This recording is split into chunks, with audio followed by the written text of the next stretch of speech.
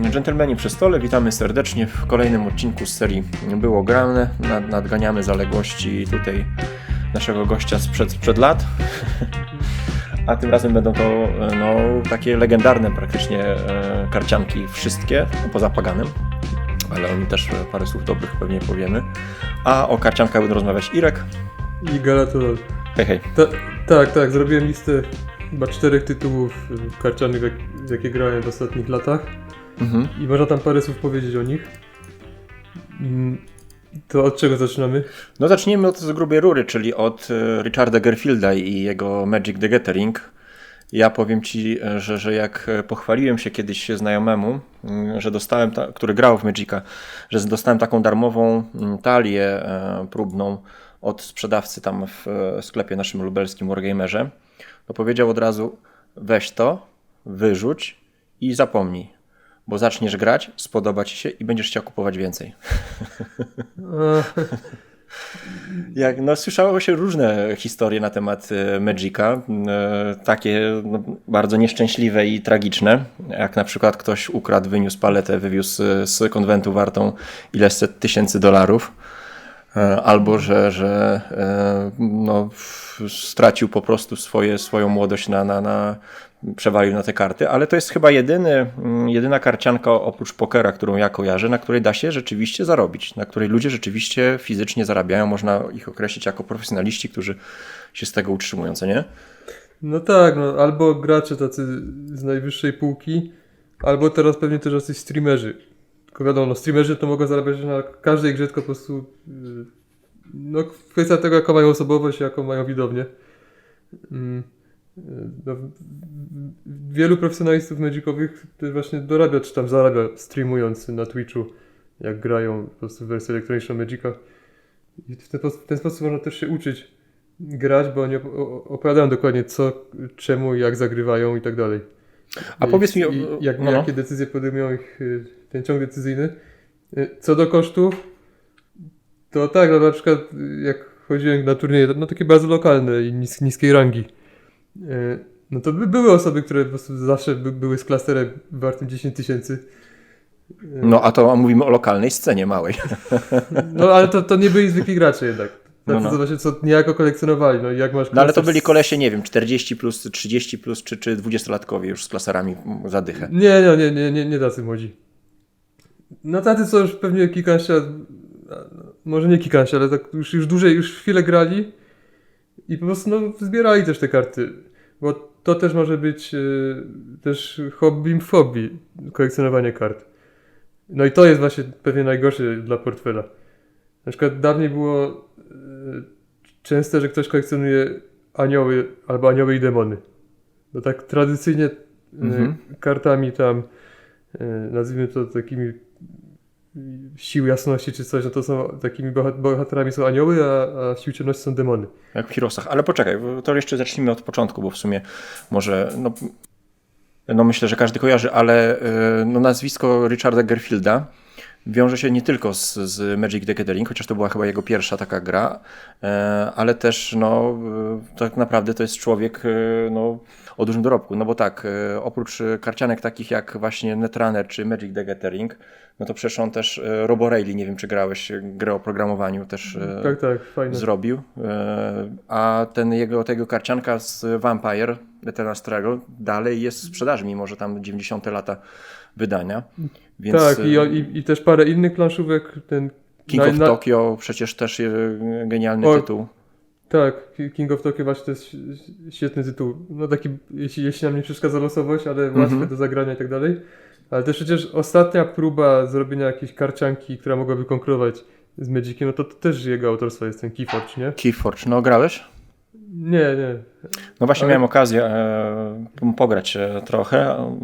Tutaj wiemy, że na przykład Warlock jest olbrzymim fanem tego tytułu, ale mi się nie udało w niego wciągnąć na tyle, żeby właśnie odstawić inne gierki kosztem tego. Ciekawe była tej zarys, o której on, pamiętam, wspomina chyba w instrukcji, że chciał stworzyć grę, która tak jakby wraca do czasów dzieciństwa, kiedy karcianki nie były sposobem na zarabianie, czy nie decydowało to zasób portfela, tylko po prostu dostaje to, co mamy, tym gramy, nie? Na takiej zasadzie. To ładnie dorobiony marketing, bo nam trzeba było też mnóstwo kasy wydać, żeby się dochrapać jakiegoś ładnego deku. Ale no, takie było założenie w myślach autora. Dobra, No. a powiedz, No mogę się zgodzić, że to jest geniusz. tak, no. Tak po pierwsze tak dobre karcianki, plus parę innych, zresztą ten Vampire Eternal Struggle też ma mnóstwo fanów. Czyli nawet Do tej 3 pory takie... nawet w Polsce jest przez Alice Game przecież wydawane jakieś tam deki, widziałem. Tak, więc 3 takie czołowe karcianki. Do tego Robo Rally, czyli gra zupełnie innego typu, ale też udana. No, znaczy, tam mogą być partie udane albo mniej udane, ale na pewno jest pomysłowa. Tego jej odmówić nie można. King of Tokyo też w swojej kategorii. Bardzo, bardzo interesujący tytuł. No I on to teraz robi, przecież domyślam się już, nie mając problemu z kasą, więc po prostu jest pasjonatem chyba. Mindbuga teraz przecież niedawno też wydał. Też no, I różne to jest ma autorem? bardzo spolaryzowane opinie i fanów albo antyfanów tej gry. To on jest autorem Mindbuga? Tak. Znaczy jest nazwisko, ale nie wiem, czy wiesz, czy to nie jest tylko nazwisko, bo to też dzisiaj w dzisiejszych czasach różnie bywa. No nie grałem, tam słyszałem parę słów. Chyba Gradanie o tym mówiło. Tak, no. I też, no trochę ciepłych opinii widziałem od Magicowców, że jak się chce mieć coś prostszego, typu Magic, prostszego i tańszego, że to jest spoko. No tu widzę 4 autorów jest w Mindbugu. Też nie grałem, nie zaglądałem w te rejony, ale powiedz mi, tak jakbyś miał po prostu wytłumaczyć, na czym polega, no może nie geniusz na razie samego Magica, bo to sobie jeszcze pewnie wiemy, ale proste, w zasady w prostym takim tłumaczeniu to o co chodzi w Magicu, jak byś mógł wytłumaczyć? No to tak, w talii mamy powiedzmy 3 typy kart. Stwory, zaklęcia i lądy. No i raz na turę możemy zagrać ląd. Każdy ląd produkuje 1 manę. I potem to raz na turę wyprodukuje nam 1 manę i zbieramy manę, żeby zagrać czy zaklęcia, czy też stwory. No i stwory mają atak i obronę, no i jak ma powiedzmy 3 ataku i atakujemy, no to zadaje 3 obrażenia. Każdy z nas ma 20 życia, no i jak ktoś dojdzie do 0, to przegrywa. To tak w bardzo dużym skrócie. Z kolei zaklęcia mogą wzmacniać te stwory, zabijać stwory, robić jakieś zupełnie inne efekty. Są też oczywiście alternatywne warunki końca gry, wygranej, przegranej, ale to już są szczegóły. Bo na przykład może być w danej chwili mogą być dostępne karty, które wprowadzają tam znaczniki zatrucia. Tylko to nie zawsze one są dostępne, bo tutaj jest ważne w jakim formacie w ogóle mówimy. No tak, bo tam jest też kilka frontów, ale zanim do frontu dojdziemy, to a co jest coś, co ciebie wciąga w jego grach? No to W tej grze konkretnej, nie? to jest ważne, bo to jest wypadkowa tej gry jako gry, ale też tego, czym ona jest kulturowo. Co mam na myśli? Chodzi o to, że po prostu w Magica zawsze ludzie grają. W dużych miastach, w świecie zachodnim. Żyje to środowisko. Tak, no nie grałem w Magica od paru lat, ale na pewno mógłbym teraz po prostu kupić sobie jakiś starter i pójść i znaleźć gdzieś turniej w przyszłym tygodniu i sobie zagrać. Więc i on jest też obecny w świadomości ludzi. To jest coś, gdzie kiedyś boostery były przecież w Empiku i tak dalej. Więc jeśli chodzi o skalę, to jest nieporównywalne z żadną inną Jakaś karcianką. część popkultury po prostu, nie? Z tamtych lat, 90., 2000. Tak, tak. No w sumie Pokemony też się trzymają. Te też są takie właśnie, że jak ktoś chce kolekcjonować czy coś, no to jest chyba główny konkurent w tej chwili dla Magica. Natomiast co do samej gry, jeśli chodzi o mechanikę, to są 2 rzeczy, którymi się wyróżnia. I jedna rzecz to są te wspomniane lądy. I to jest strasznie archaiczna mechanika. Bo to jest ekonomia, tak? Po prostu. Tak, to ci generuje tą manę. To jest bardzo archaiczne, bo to po prostu bardzo ważne jest to, żeby w odpowiednim czasie mieć te lądy, czyli musimy je dobrać, mieć odpowiednio wiele na ręce startowej albo liczyć na łód szczęścia przy dobieraniu kart. Żeby nam ten silnik się rozkręcił. Tak. I jak nie pójdzie, no to mamy tak zwane mana screw, więc jest przypał, bo nie możemy nic zagrać, bo nie mamy po prostu many. A jak z kolei mamy za dużo, to mamy mana flood, czyli powódź i nie mamy czego zagrać, bo mamy tylko lądy dobieramy. No. Więc to są duże problemy, jak to występuje. No ale jak się ma sensowną talię, to nie jest jakieś bardzo częste. A jest to po prostu, wręcz powiedziałbym, że z definicji ekscytujące. Najzwyczajniej w świecie. Ekscytujące To czy dobiorę, w sensie, czy aha. To jest ale- taki- nie, taki też stworzenie puszczę- talii pewnie. No tak, no ale to już mniej więcej się wie, ile powinno być lądów. Mhm. Jak jeszcze więcej pogra, to się tak kojarzy, ile mniej więcej, tam plus minus się po prostu analizuje, jakie się ma koszty tych No to kart do zagrania. Trochę tak jak w Netrunnerze, ilość lodołamaczy i tak dalej, ilość programów, to po iluś tam partiach wychodzi, jaki jest mniej więcej sensowny balans, w zależności od tego, co deck ma robić, nie? No tak, trochę tak.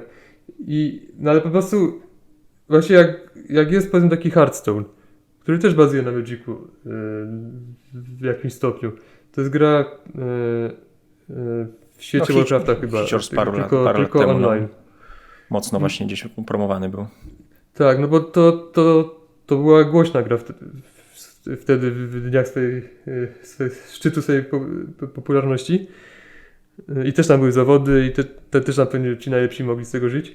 Ale w każdym razie tam jest taki myk, że po prostu w pierwszej turze mamy 1 do wydania, w drugiej mamy 2, w trzeciej mamy 3, w czwartej mamy 4. Mówisz o Hearthstone'ie teraz? Tak, no i to jest tak bardzo nieemocjonujące, nieinteresujące. To jest wręcz smutne. Jest zbalansowane i tak dalej, no ale to jest takie nijakie strasznie. No a czym się to różni od tej ekonomii, która się powoli rozkręca też w Magicu na przykład? No bo tam na początku też za dużo nie zdziałamy.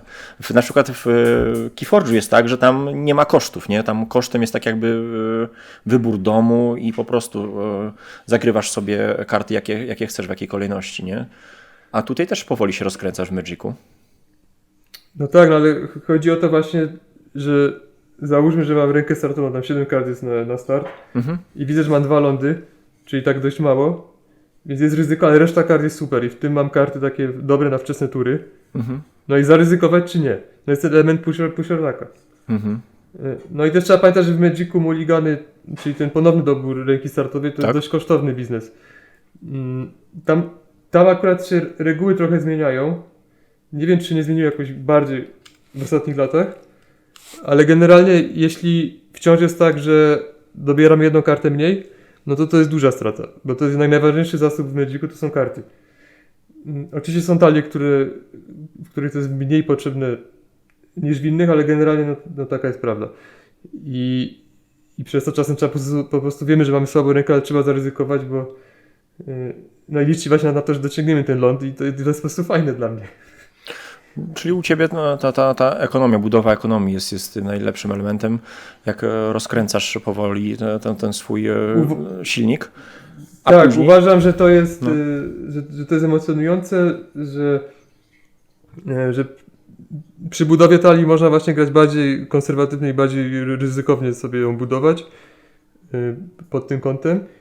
To też fajne jest wizualnie, bo te lądy zaczną jakieś rozrastać po prostu się. lokacje narysowane. Taki fajny las, takie rzeczy. One zaczną działać na wyobraźnię. Jeszcze zanim w ogóle grałem w Magic, tylko po prostu widziałem karty, to mi się podobały lądy zawsze.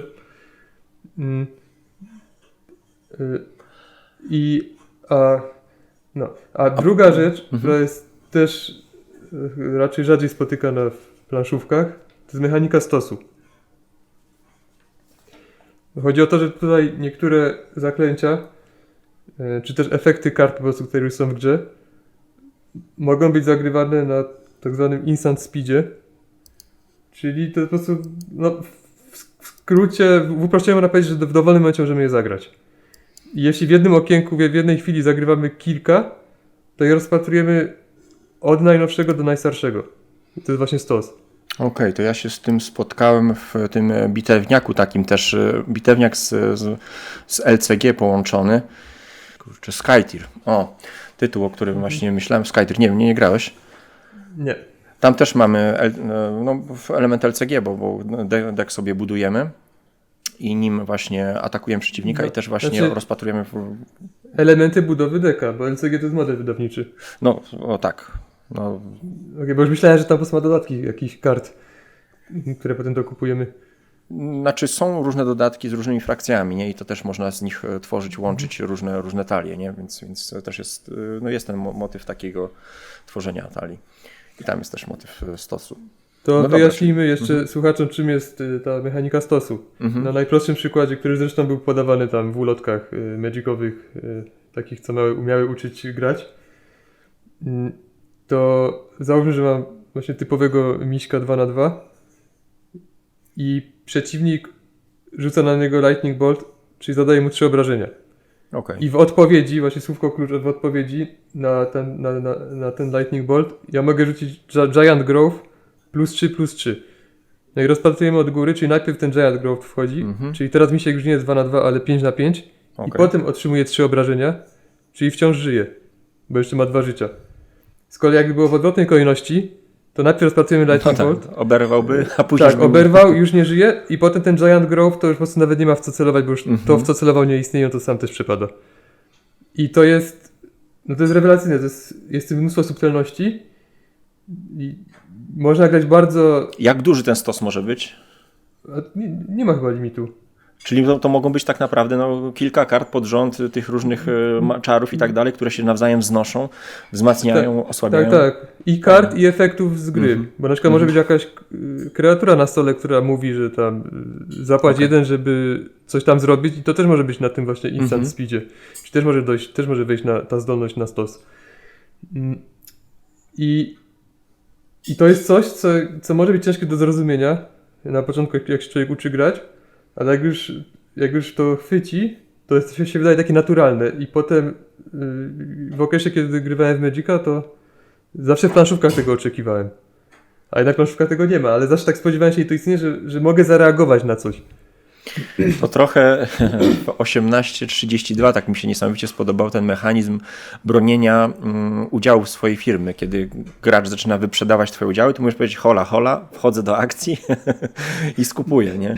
No, I jest akcja, reakcja. To jest bardzo, bardzo fajne. ale mam przykład 18-kowy właśnie, który spodziewanie się mechaniki stosu właśnie sprawiało, że musiałem po prostu sobie przypominać, że nie można tak zrobić, że w 30 jest prywatna, która mówi w dowolnej chwili wymień ją na udział czarnej firmy. I prywatne 30 schodzą, jak się kupi 5. Jak ktoś kupi pociąg 5, no to wszystkie prywatne się zamykają. Okej, no.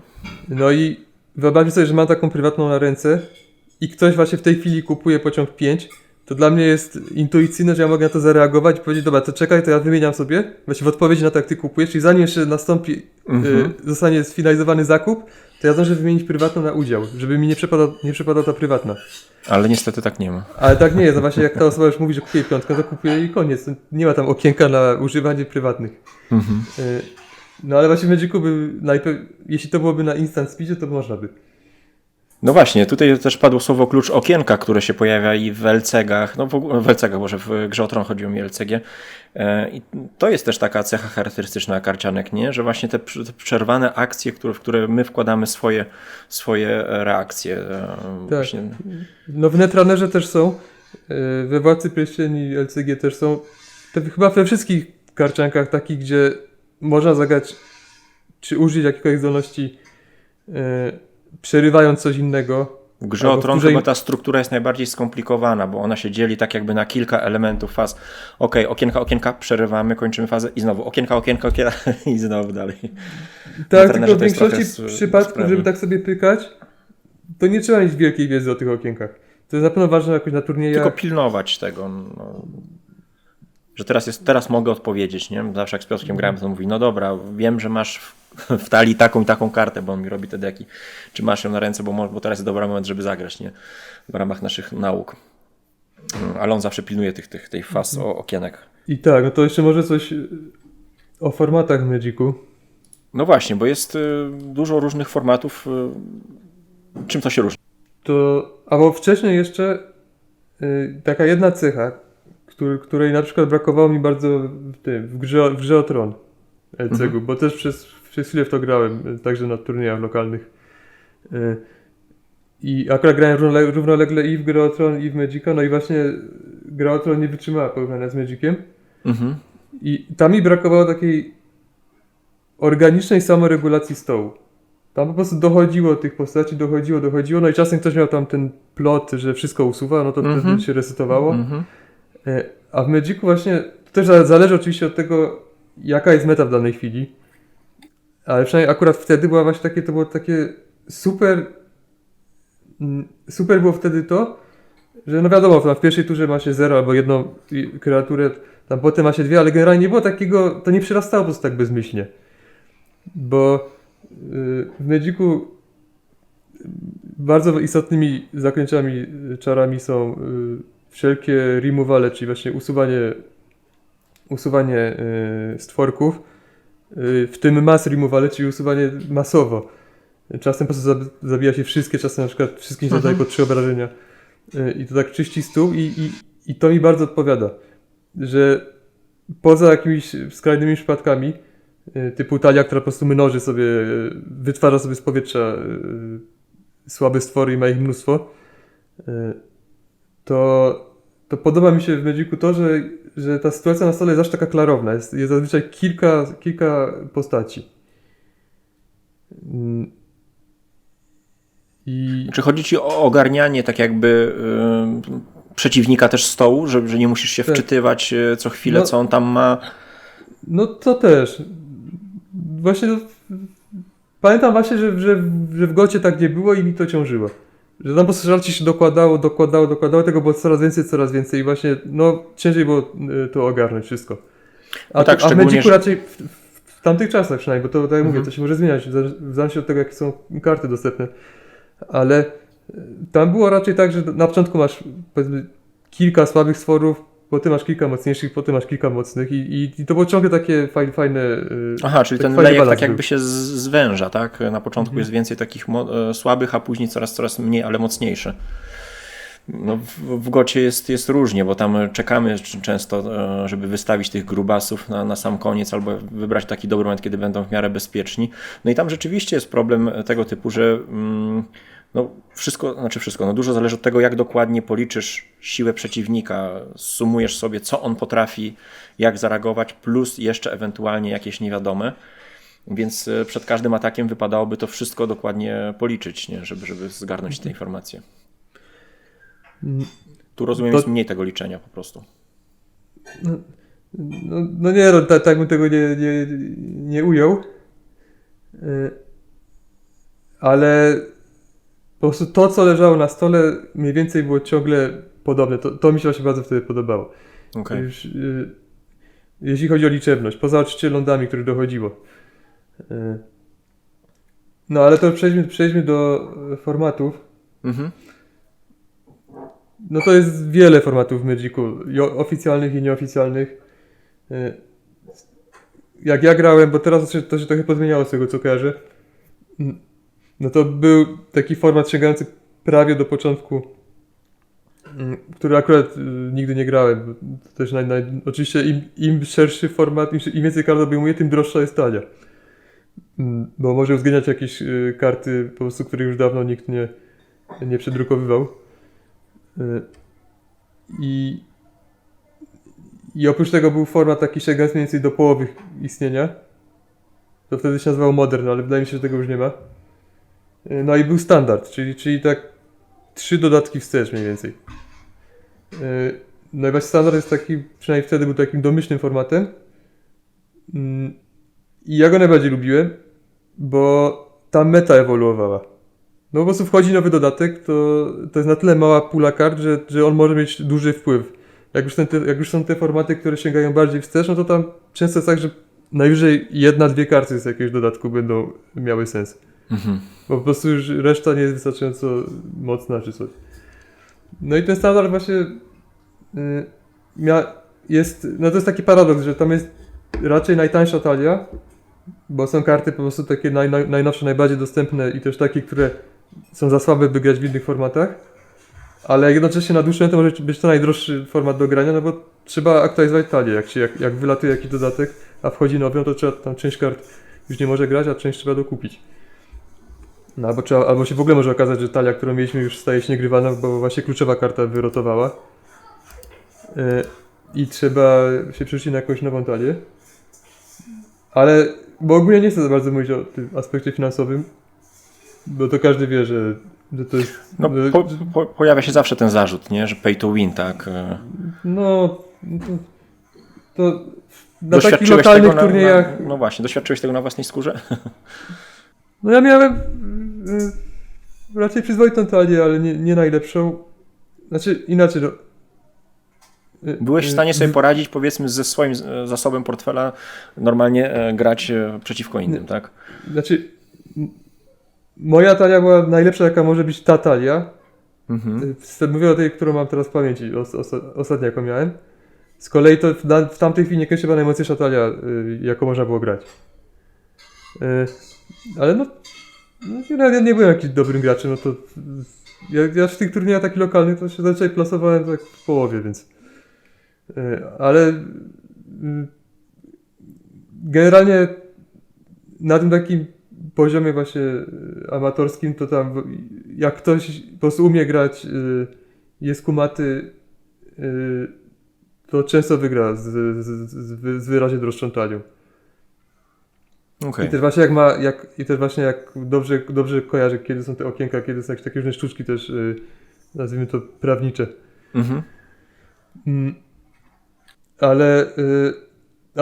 Ale jest jeden plus na pewno tego aspektu finansowego, który mi się podoba. To jest taki, że dzięki temu tam w tym swoim lokalnym środowisku, gdzie się gra, czyli na przykład może być jeden sklep. Może być tak, że tak zresztą było w Krakowie, było tam kilka sklepów, w których się grywało w Magica. Tak jak chodziłem do jednego z nich, to tam była taka lokalna meta. Powiedzmy 10 osób, które praktycznie zawsze były. Jak tam pojedyncze dodatkowe osoby, raz były, raz nie. Ale dzięki temu właśnie była jakaś taka lokalna meta i przez to, że to jest płatne, to można było się mniej więcej, było wiadomo, czego można się mniej więcej spodziewać. To znaczy? Nie rozumiem. Że jak widziałem, że ktoś ma taką talię, to raczej za tydzień też miał taką samą. Okej, rozumiem. Bo nie kupi po prostu nowej, znaczy mógłby kupić, ale albo złożyć, no ale to się może wiązać z kosztami. Rozumiem, okej. I przez to można było sobie dostosowywać swoją talię pod kątem tego, co jest w tym sklepie grane. Przecież widzę, że jest więcej talii jakichś takich agresywnych, to mogę rzucić jakiegoś stworka za 2 many, który zamiast robić coś tam, to mi po prostu da życie, żeby trochę łatwiej przeżyć ten początkowy okres, kiedy te talie agresywne napierają, a potem się już ustabilizuje, no i się raczej wtedy już ma z górki. No jak na trenerze wiesz, że ktoś Ginteki gra, no to no wiesz, czego się może spodziewać. A właśnie w LCG-ach, które też nie są wcale tanie, jakby, jeśli się chce mieć wszystko, to już nie ma tego, bo każdy ma dostęp do wszystkich kart, więc mogę pójść, jeśli byłyby turnieje, to mogę pójść teraz, widzę same Waylandy, idę za tydzień, może się okazać, że są same Ginteki, no i skąd mam to wiedzieć, nie?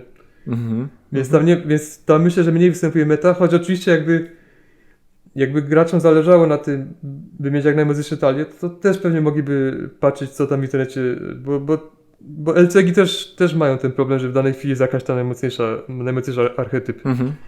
No tak. I w Magicu to występuje, i w LCG-ach. No to był ten standard. Czyli to właśnie takie typowo normalne zasady grania i dodatki tak mniej więcej sięgające chyba 1,5 roku do tyłu. Wspomniałem też o tych dłuższych formatach, które sięgają bardziej do tyłu, ale są też formaty limited, czyli takie, że nie przychodzimy z gotową talią, tylko po prostu w trakcie gry też konstruujemy sobie talię. Na początku po prostu jest ten etap, kiedy draftujemy sobie karty w drafcie, czy też po prostu dostajemy paczki w sealed i potem składamy z tego deki, no i już gramy.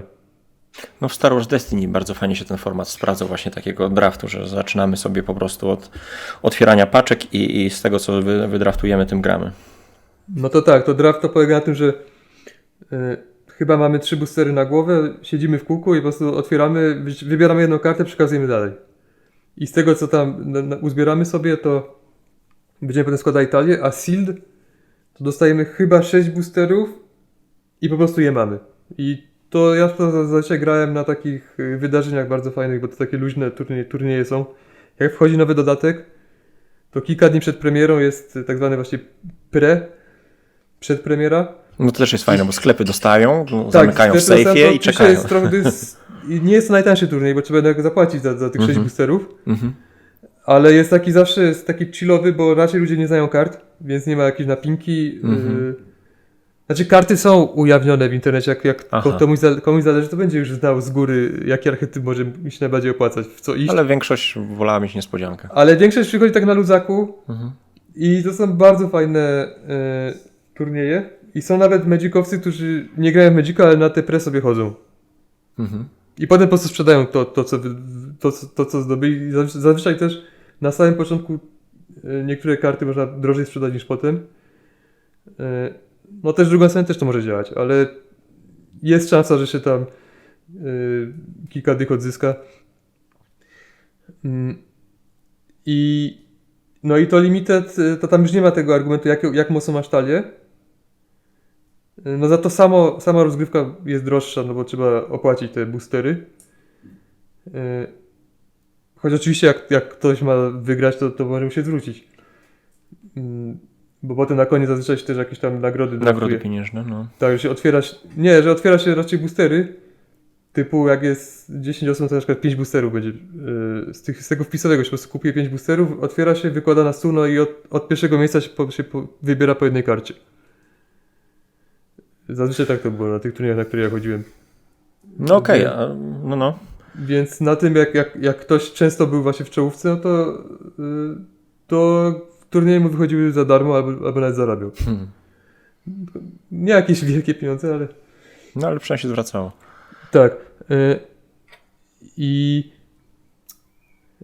No i wiele osób uważa, że Limited jest lepszym formatem do oceny tego, czy ktoś jest dobrym graczem, no bo już to, jaką ma talię, nie ma znaczenia. Mhm. Tylko umiejętności, pomysłowość, że tak powiem, kreatywność. Mhm. Z drugiej strony też może się zdarzyć, że trafi się komuś tak zwana bomba, czyli po prostu niesamowicie mocna karta w tym formacie. Ale no też pewnie trzeba było tą kartę dobrze odczytać. Nie wiem, właśnie no, tak Nie, bo to raczej... Tron, że tam tak wprost nie ma instrukcji obsługi, nie? Że też musisz wiedzieć, gdzie ją wsadzić, w którym momencie, z czym połączyć. Tak, znaczy te takie najmocniejsze bomby limity to raczej widać, że to jest przemocne, a nawet jak nie widać, to i tak się o tym szybko idzie wieść, co wygrywa drafty. Ale to... Znaczy, co wygra? No nie sądzę, by poza może pierwszymi tygodniami danego dodatku by ludzie byli zaskoczeni, że coś się okazało bombą. To raczej już wiadomo, jak się siedzi w świadku magicowym. I mnie kręci to nawet nie tyle budowanie talii, co takie masterowanie jej. Po prostu bardzo mi się podoba to ogrywanie w kółko tej samej talii, tam i drobne zmiany. Właśnie czy dodać jeden ląd, czy odjąć jeden ląd. I katowanie ciągle tego samego deka, uczenie się otwarć, jak zagrać w takiej sytuacji, jak w takiej i tak dalej. No, a w Limited tego nie ma. No tak, no bo grasz na żywioł. No tak. Poza tym to on po prostu też miał droższe turnieje. No bo jak trzeba kupić 3 boostery, no to wychodzi powiedzmy 4 dychy zamiast 8 zł. Za to też trzeba zaznaczyć, że można sobie robić w takim casualowym graniu tak zwane cube drafty. Czyli cube to jest po prostu zbiór kart, które się ma i się z nich po prostu tworzy się takie wirtualne paczki i się z tego draftuje. To też jest o tyle fajne, że wiesz przynajmniej co krąży, nie? Tak, można mieć po prostu dobrze, są takie w internecie dostępne listy na jakichś takich polecanych zestawów, jakie karty tam wrzucić, żeby to fajnie ze sobą współgrało. No i wtedy po prostu jedna osoba musi raz to kupić, czy tam sobie sproksować. Czy jest taki jednorazowy wydatek, a potem już dowoli grać tą pulą kart. No ale i co, to są te formaty, które ty ogrywałeś? No ja głównie grałem w Standard i Sealed właśnie na tych przedpremierach. I najfajniej wspominam jedną z przedpremier, gdzie graliśmy 2HG, czyli Two-Headed Giant, czyli dwugłowy gigant. I to było tak, że najpierw sobie złożyliśmy właśnie z tych 6 boosterów talię, a potem z kolegą, każdy był w parze z kimś i po prostu graliśmy 2 na 2. No i to było super. I nie pamiętam, czy mogliśmy się wymieniać kartami w obrębie tych naszych... Być może mogliśmy, ale to było mnóstwo fanu. Yy, yy, no, bardzo dobrze to wspominam. No w Gota też można grać, znaczy to nie gra się 2 na 2, tylko nawet na 4 osoby, tylko że po prostu każdy przeciwko każdemu. Tutaj takiego debla po prostu żeście, tak? Tak, dokładnie. Jeszcze na koniec tak, wspomnę o formacie, który w tej chwili jest, jeśli się nie mylę, to jest tak naprawdę najpopularniejszy Magicowy format.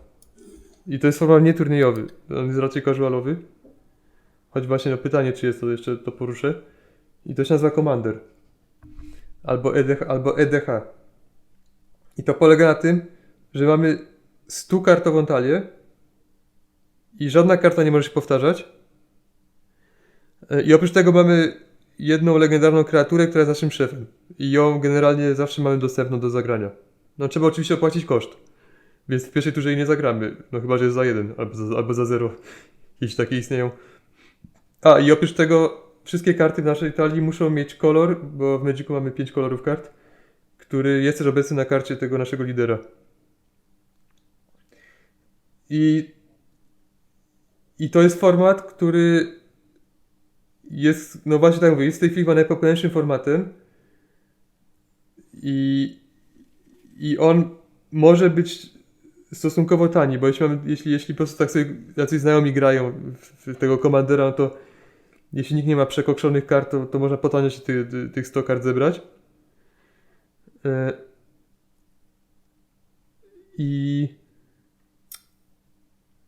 I on też jest wieloosobowy.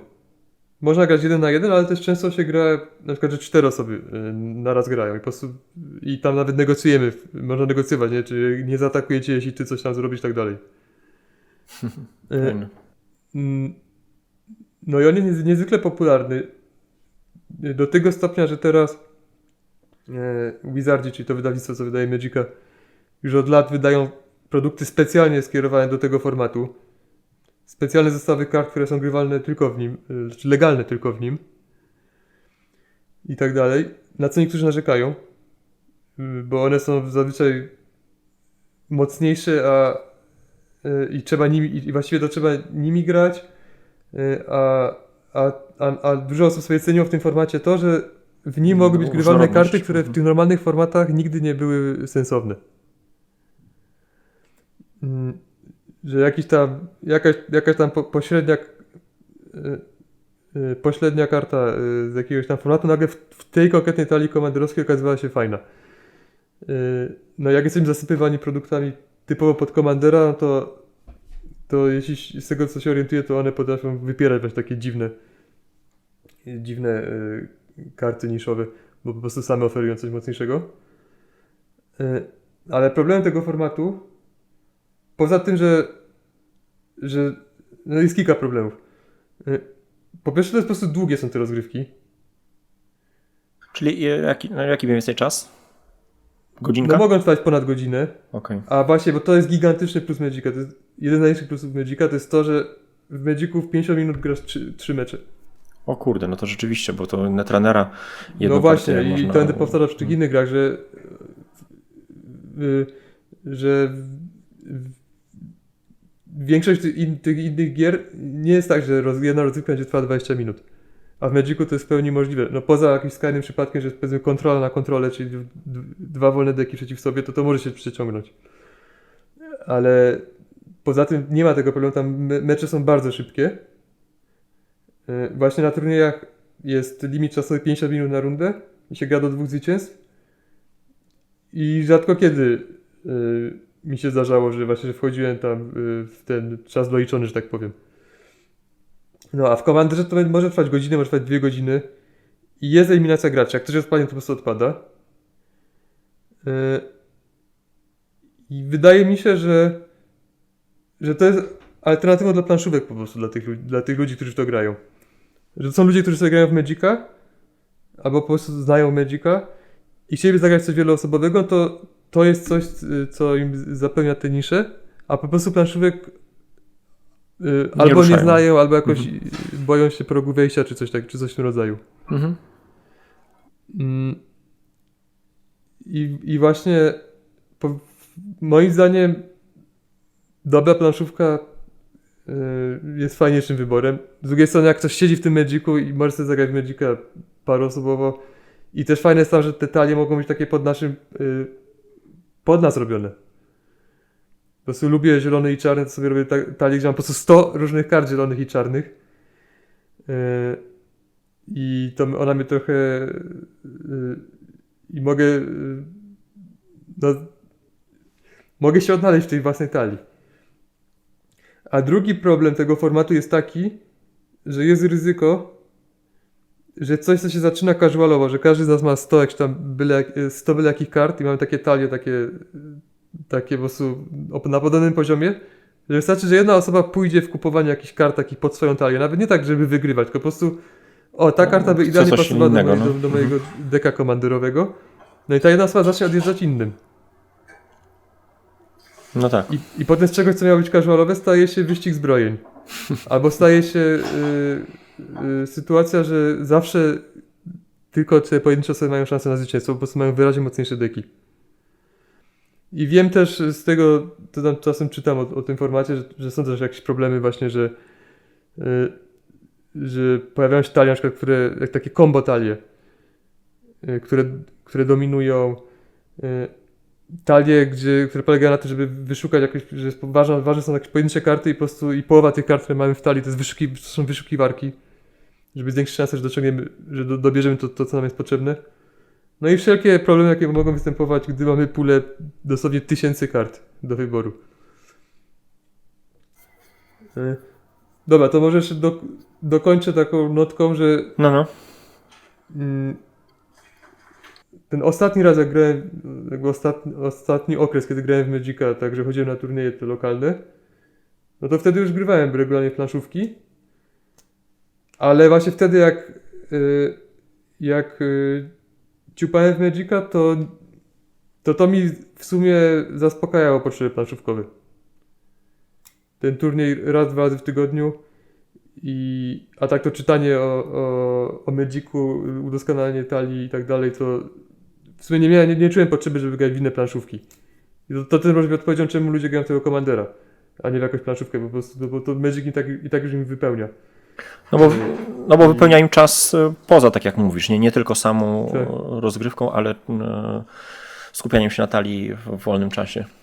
Tak, no i to też fajnie zaspokajało potrzeby rywalizowania. Jak ktoś ma jakiś tam, gdzie chciałby się gdzieś sprawdzić czy coś, no to właśnie takie niezobowiązujące turnieje, ale jednak to są turnieje, to potrafi to zaspokoić. Ale nie wiem, czy ty masz takie doświadczenie, ale mam wrażenie, przynajmniej na swoje patrząc hobby, że jeśli wchodziłem już powiedzmy właśnie z planszówek w bitewniaki, no to już jedno wygryzało drugie. Ciężko było to równolegle utrzymać właśnie tak jakby serce skłaniało się ku jednemu hobby i przy tym trwałem.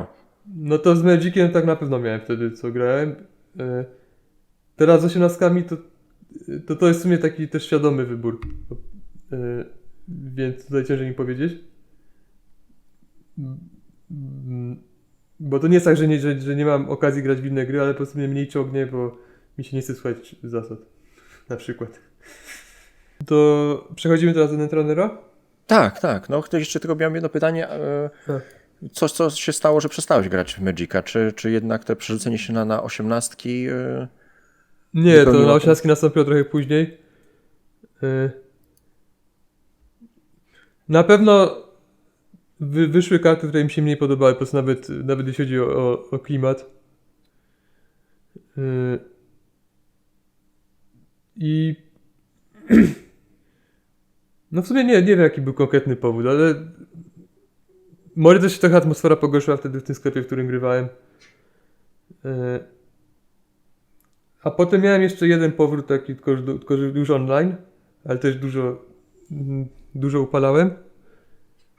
No teraz tam z kolei mnie zmęczył grind, bo tam było takie coś, że każdego dnia miało się jakieś takie osiągnięcia do zrobienia, żeby dostawać wirtualną walutę, za którą się kupowało karty, no i starałem się to zawsze zrobić i w sumie dużo czasu na to schodziło i zaczęło mnie to wkurzać. Ale no a teraz, no teraz nie miał... Teraz było mi raczej ciężko grać, bo to właśnie właśnie jak gram w Magica, wtedy jak grałem i też ogólnie ludzie tak mówią, że to jest po prostu grasz w to i tyle. I raczej nie ciągnie do innych rzeczy. A jednak wolę grać w 18 czy też w inne planszówki niż Magica. Ale jakbym miał grać w tego rodzaju karciankę, a już szczególnie jeśli zależałoby mi na turniejach, no to na pewno bym wrócił. Mhm. Nawet powyżej Netrunnera, tak? Go stawiasz? Jeśli chodzi o scenę, to tak. No dobra, No to bo- przejdźmy teraz, No bo tam scena istnieje po prostu. Ale No. też to jest idealna gra turniejowa, przez to właśnie, że te mecze są krótkie. To mi bardzo odpowiada. No i właśnie to przejdźmy do Netrunnera. No to tutaj słuchacze chyba wiedzą mniej więcej o co chodzi, bo już tam było parę odcinków, gdzie poruszaliście ten temat. No wiadomo, korporacja przeciw hakerowi. Tak, bardzo asymetryczna. Już z samego założenia. No bo Magic też, no każda właściwie karcianka jest asymetryczna, nie tylko w zależności jaką talię sobie stworzysz, no ale tutaj styl gry też jest inny zupełnie. Tak, tu z definicji obaj gracze grają inaczej. Do tego stopnia, że mają karty, których nie mogliby używać w danej chwili w talii konkurenta. Po prostu raz korzystamy z jednej puli kart, a innym razem z drugiej. Tak, korporacja nie może się używać lodołamaczy, Tak. a Netrunner nie może się zasłonić lodem.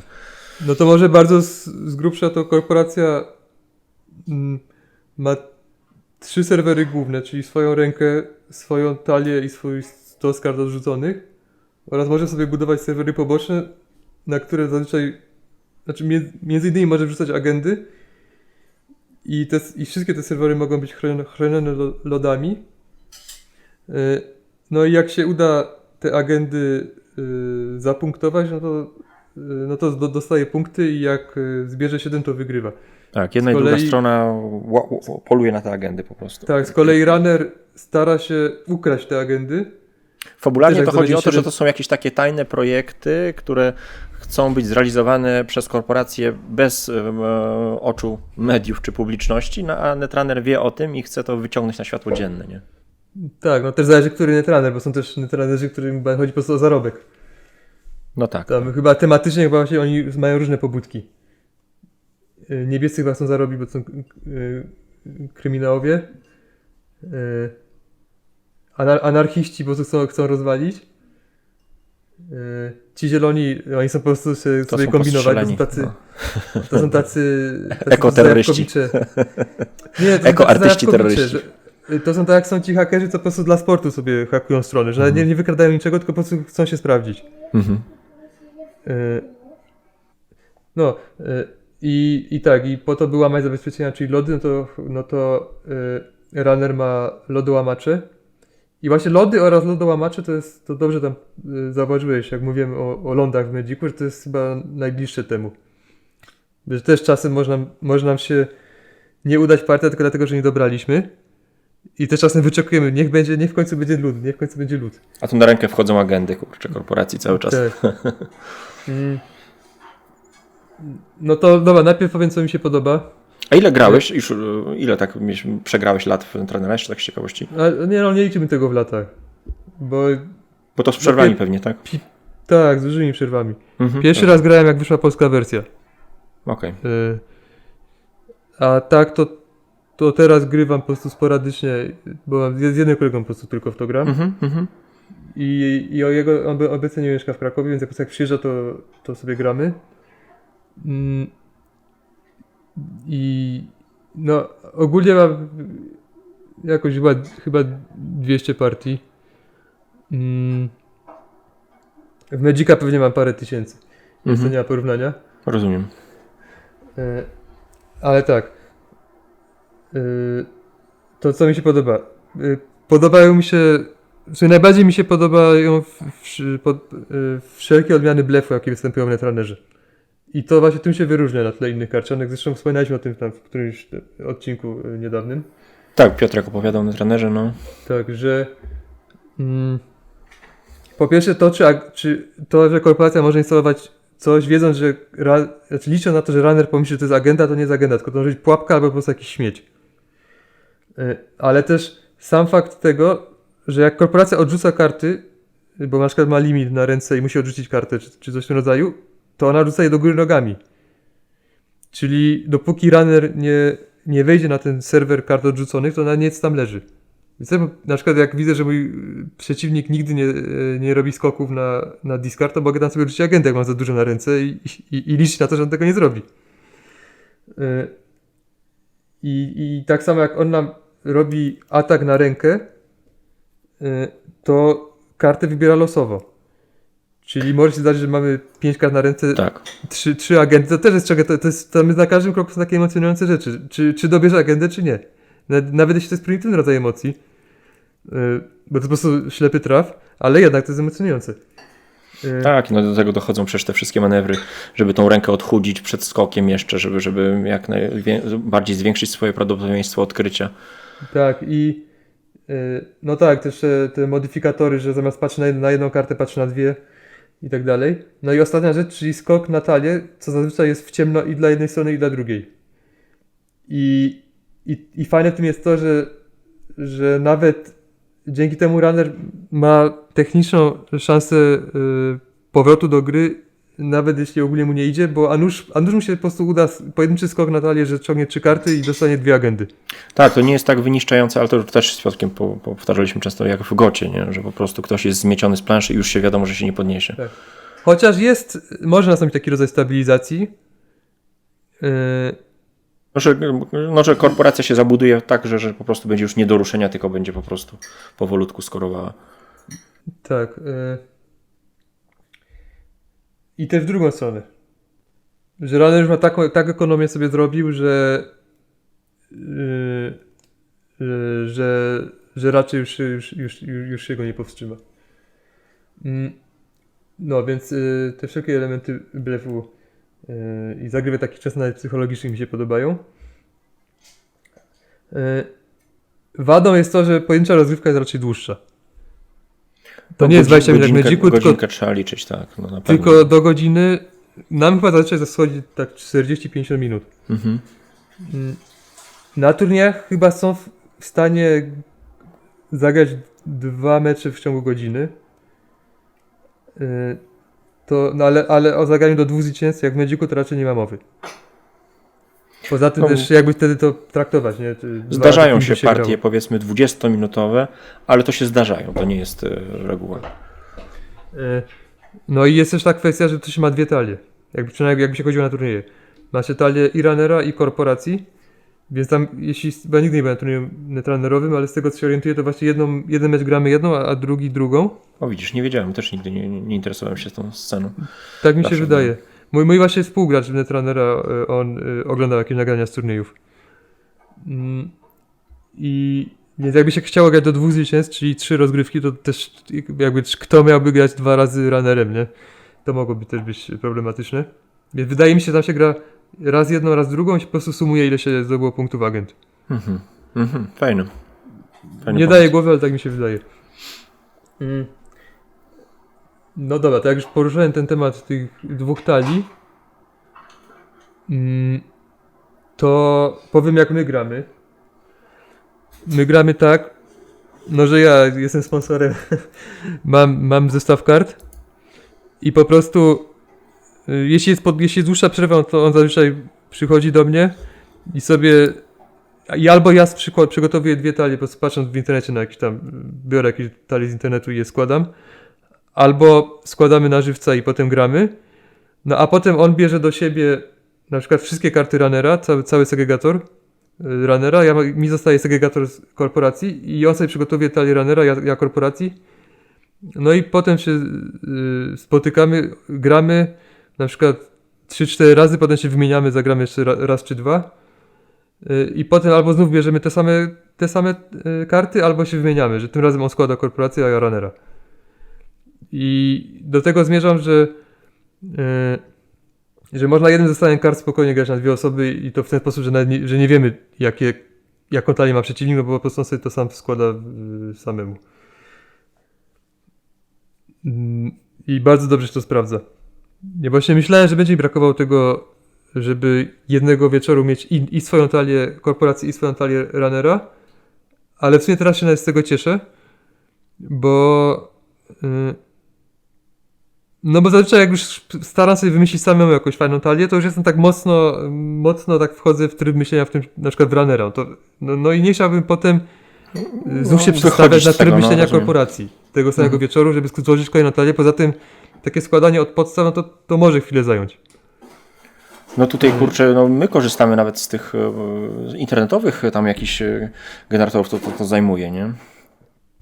Tak, ale o ile korporacje to są raczej takie no poza czerwonymi, no dobra, jest Wayland, który może zadawać obrażenia ciała, jest Inteki czy też Ginteki, który może też różne takie machlojki robić, ale w korporacjach można składać takie bardzo konserwatywne talie, czyli po prostu ileś tam lodów, czy nie za mało, po prostu rzucamy dobre lody, wrzucamy dobrą ekonomię, wrzucamy sensowne agendy. A w runnerze jest zawsze duże pole do popisu. Też można robić ten tak zwany good stuff, czyli po prostu dobre karty. To szczególnie w niebieskim mi się wydaje, że najłatwiej to zrobić. Ale też można sobie przeróżne komba wymyślać. To zieloni są bardzo kombogenni. Tak, oni chyba są najtrudniejsi do prowadzenia, ale i najciekawsi jednocześnie. Wyszukiwanie konkretnego lodołamacza, który za darmo wystawiamy i potem ona wraca na górę talii i takie różne, albo sprawianie, że wszystkie lody są tego samego typu i takie różne zagrywki. Więc ogólnie w tym poruszyłem ten wątek po to, żeby uświadomić słuchaczom, że wystarczy mieć jedną kolekcję, żeby grać w dwie osoby naprawdę bez problemu. W tym właśnie nie tak, że jedna osoba musi składać obie talie i przez to zna wszystkie sztuczki, no bo już widziała, jakie są karty. Tylko no oczywiście trzeba mieć te tam 3 podstawki, czy co. No to tak. Choć chyba ta nowa podstawka już jest tak... Znaczy, a nie, teraz to przecież są te Nisei, Tak. czy też Null Point, to zaraz do tego przejdziemy. I jest jedna rzecz, której może brakować w porównaniu z takim graniem turniejowym. To są jakieś takie pojedyncze kontry. Że na przykład wrzucam sobie, jest tam taki rodzaj chyba jakieś kamizelki kuloodpornej, coś w tym stylu u runnera, który tam anuluje mi obrażenia. No i mogę sobie to wrzucić do talii, tak w ciemno i powiedzmy na turnieju, gdzie zagram z 4 różnymi korporacjami, to jest szansa, że mi się to przyda. Ale jak gram z jednym przeciwnikiem, no to jest po prostu albo siądzie, albo nie. I dlatego często sobie robimy albo sideboard, czyli takich kilka kart z boku, które sobie po prostu po rozgrywce wymieniamy sobie parę kart. Albo po prostu mówimy, no kurczę, nie mam żadnej kontry na ciebie, to pozwól mi tutaj sobie podmienić parę kart, żeby była jakaś szansa. No i sobie podmieniamy. Pomiędzy partiami po prostu. Na przykład może się zdarzyć, są bardzo mocne lodołamacze, bo one często potrafią łamać lody każdego typu, tylko one często są sztuczną inteligencją. I przez to, a są karty w korpo jakieś takie, które na przykład zniszcz po prostu coś wszystkie tam AI. AI-owego, czy coś w tym stylu. No to czy korporacja ma taką kartę w talii, czy nie, to jest być albo nie być. Podobnie jak konty na wirusy i tak dalej. Więc my właśnie sobie pozwalamy tam podmieniać parę kart, albo jak widać, że ekonomia w ogóle nie działa, to żeby coś dorzucić. No i zawsze warto mieć te, które pozwalają wygrzebać gdzieś tam ze śmietnika, czy z archiwum właśnie karty. Tak, no ale to właśnie wiadomo właściwie z góry, więc ja też takie karty mam. Szczególnie jak gram fioletową korporacją. No dobra, to może o tym Nisei, bo generalnie Netrunner już nie jest wydawany. Tak, a to jeszcze tylko powiedz, czy jest coś, co cię na przykład denerwuje w Netrunnerze poza czasem rozgrywki? Nie, poza czasem nie. No zdarzają się czasem partie, że tak dobra, denerwuje mnie opresyjność Inteki. Czerwonej korporacji. Jak się zrobi tam talię na tych ogrodach, co tam to jest takie coś, że nawet jak się uda skok, to potem jeszcze trzeba trafić ileś tam pieniędzy zadeklarować i trafić, żeby było tyle samo co przeciwnik, czy coś w tym stylu. Więc jeszcze jest taki element losowy, czy w ogóle nam cokolwiek wyjdzie nam z tego skoku. I co gorsza, ten mój przeciwnik, który grywa w Netrunnera, który właśnie czasem sobie robi takie talie, to znam trochę jego charakter i wiem, że on by strasznie źle znosił, jakby przeciwko czymś takiemu grał. Więc ja nigdy taki talii nie robię, po prostu, bo mi to nie będzie sprawiało przyjemności, jak będę widział, jak on się frustruje. I to mnie wnerwia. A druga rzecz, która mnie wnerwia, tylko to może być wina naszej lokalnej mety. U nas w każdej talii korporacyjnej gra pewien lud. Bo uważamy go za najmocniejszy lud i denerwuje mnie, że nie ma więcej punktów influenza, bo wtedy byłby trudniejszy do wrzucenia do każdej talii. Influence to jest takie coś, że jak nie gramy danym kolorem, to możemy tylko ograniczoną liczbę kart wrzucić. Tak. Na przykład nasza korporacja może mieć 15 punktów influenza cudzych kolorów, czyli jak wrzucimy 3 karty o koszcie 2, no to zostaje nam 9 punktów na inne karty. A powiedz mi, czy na przykład nie denerwujecie losowość w takim sensie, że widzisz jakąś niesprawiedliwość, powiedzmy, po partii, która powiedzmy trwała jakoś wyjątkowo krótko, bo na przykład runnerowi co chwilę dochodziły. Nie zganiasz tego, że po prostu miałeś pecha, nie zdążyłeś się rozkręcić, nie zdążyłeś się zabezpieczyć, po prostu on miał farta. Tym się w ogóle nie przejmuje. Bo często jest taki zarzut na początku, szczególnie jak osoby grają w Netrunnera, że ale to jest losowe, albo dociągnę, albo nie. Nie, tym się w ogóle nie przejmuję, bo jak jest partia 20 minut, czy krótsza, to jest tak jakby jej w ogóle nie było. W sensie, to jest tak krótkie w porównaniu z 50-minutową, że aż miła odmiana nawet. No a po drugie, jak już jestem wytrenowany Magiciem, tam jest gorzej pod tym względem. Aha. Tam chodzi mi o te właśnie problemy z dostępnością początkową ręką. Mam wrażenie, że tam częściej w Magicu będzie się poszkodowanym przez los niż w Netrunnerze, więc ja już jestem przyzwyczajony tak czy siak. Okej, dobra. No i przechodzimy do tego null, tak? Null Signal teraz to się nazywa. Nisei okazało się nazwą niezbyt poprawną politycznie. Nisei to jest termin oznaczający chyba pokolenie ludzi urodzonych już w Ameryce, ale o rodzicach japońskich. I to jest japoński termin, który określa takich ludzi. I była karta po prostu w Netrunnerze, która też to miała w nazwie i to stąd się wziął ten... I przez to jest bardzo dobra nazwa, to Nisei, bo i on wcześniej jest związana z Netrunnerem. Jest związana z Netrunnerem, bo taka karta już po prostu była w tej grze. A też jej znaczenie, czyli właśnie to drugie pokolenie też pasuje, bo to Nisei to jest organizacja fanów, którzy postanowili utrzymywać tę grę przy życiu. Projektować nowe karty, organizować turnieje i tak dalej. No i potem stwierdzili, że to może być jakieś tam krzywdzące, czy takie nie do końca w porządku, bo ten termin był że może być był używany stygmatyzująco czy coś i że niekoniecznie coś się tym podpisywać. Trochę tak jakby u nas powiedzieć, że ty jesteś słoikiem po prostu w Warszawie, nie? Tak, Znaczy, nie chcę się w to wgłębiać.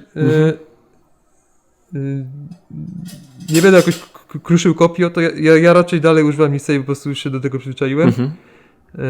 Ale tak, oficjalnie teraz to jest null point. A druga zmiana taka zauważalna to było to, że już nie ma obrażeń mózgu.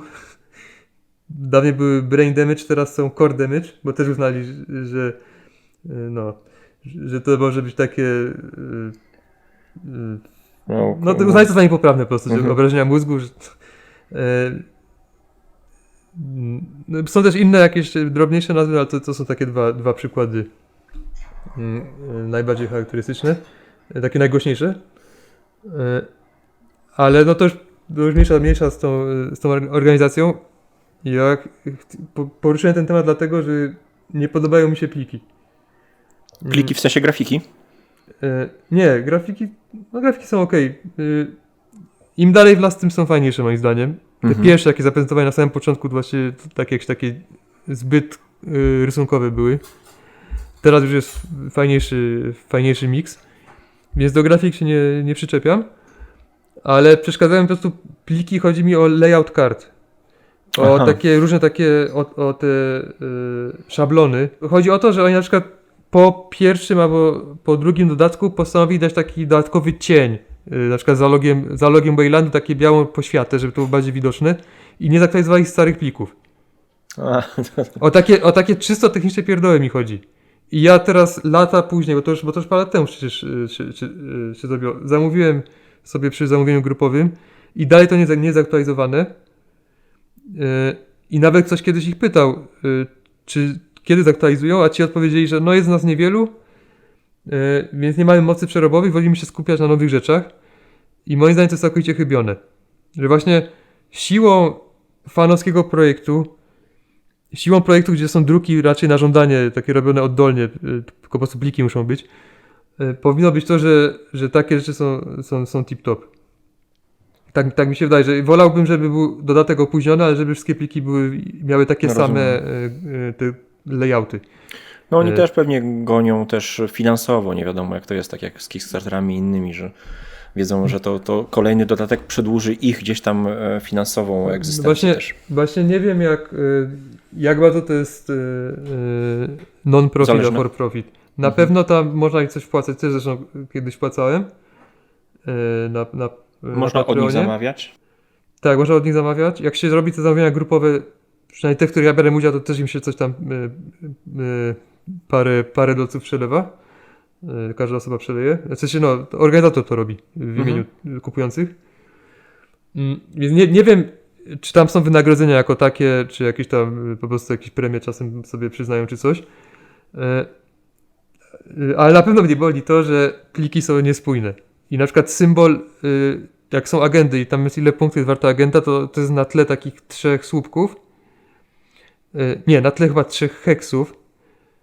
Już nie wiem, czy nie mieszam między jedną wersją a drugą, ale w każdym razie to ten symbol się trochę zmienił. Że dawniej był taki ciemny, a teraz jest taki jasny. Ale to już jest natręctwo. Jak to zobaczyłem, to myślałem, że oszaleję. Ojejku, no. Strasznie to ciąży, bo mam karty kupione w tej samej chwili, a są po prostu różne. Są wyraźnie różne. Rozmiary czcionek, takie rzeczy. No jest to na pewno minus, że tak powiem, pracy takiej fanowskiej. Nie? No wiadomo, jeśli to korporacja się tym zajmuje, są już pewne standardy przyjęte, no to jest to usystematyzowane. A właśnie wydawałoby mi się, że fanowskiej powinno być lepiej. Tak, na tej zasadzie, jak są rzeczy... To są pewne korporacyjne, wydaje mi się, już mechanizmy wypracowane. Tutaj pasja jednak robi swoje. Ale z drugiej strony korporacja zawali, to zanim to odkręci, zanim zrobi poprawne karty, o ile w ogóle zrobi, Rozumiem, to powinny minąć lata. Poprawiania, okej. No.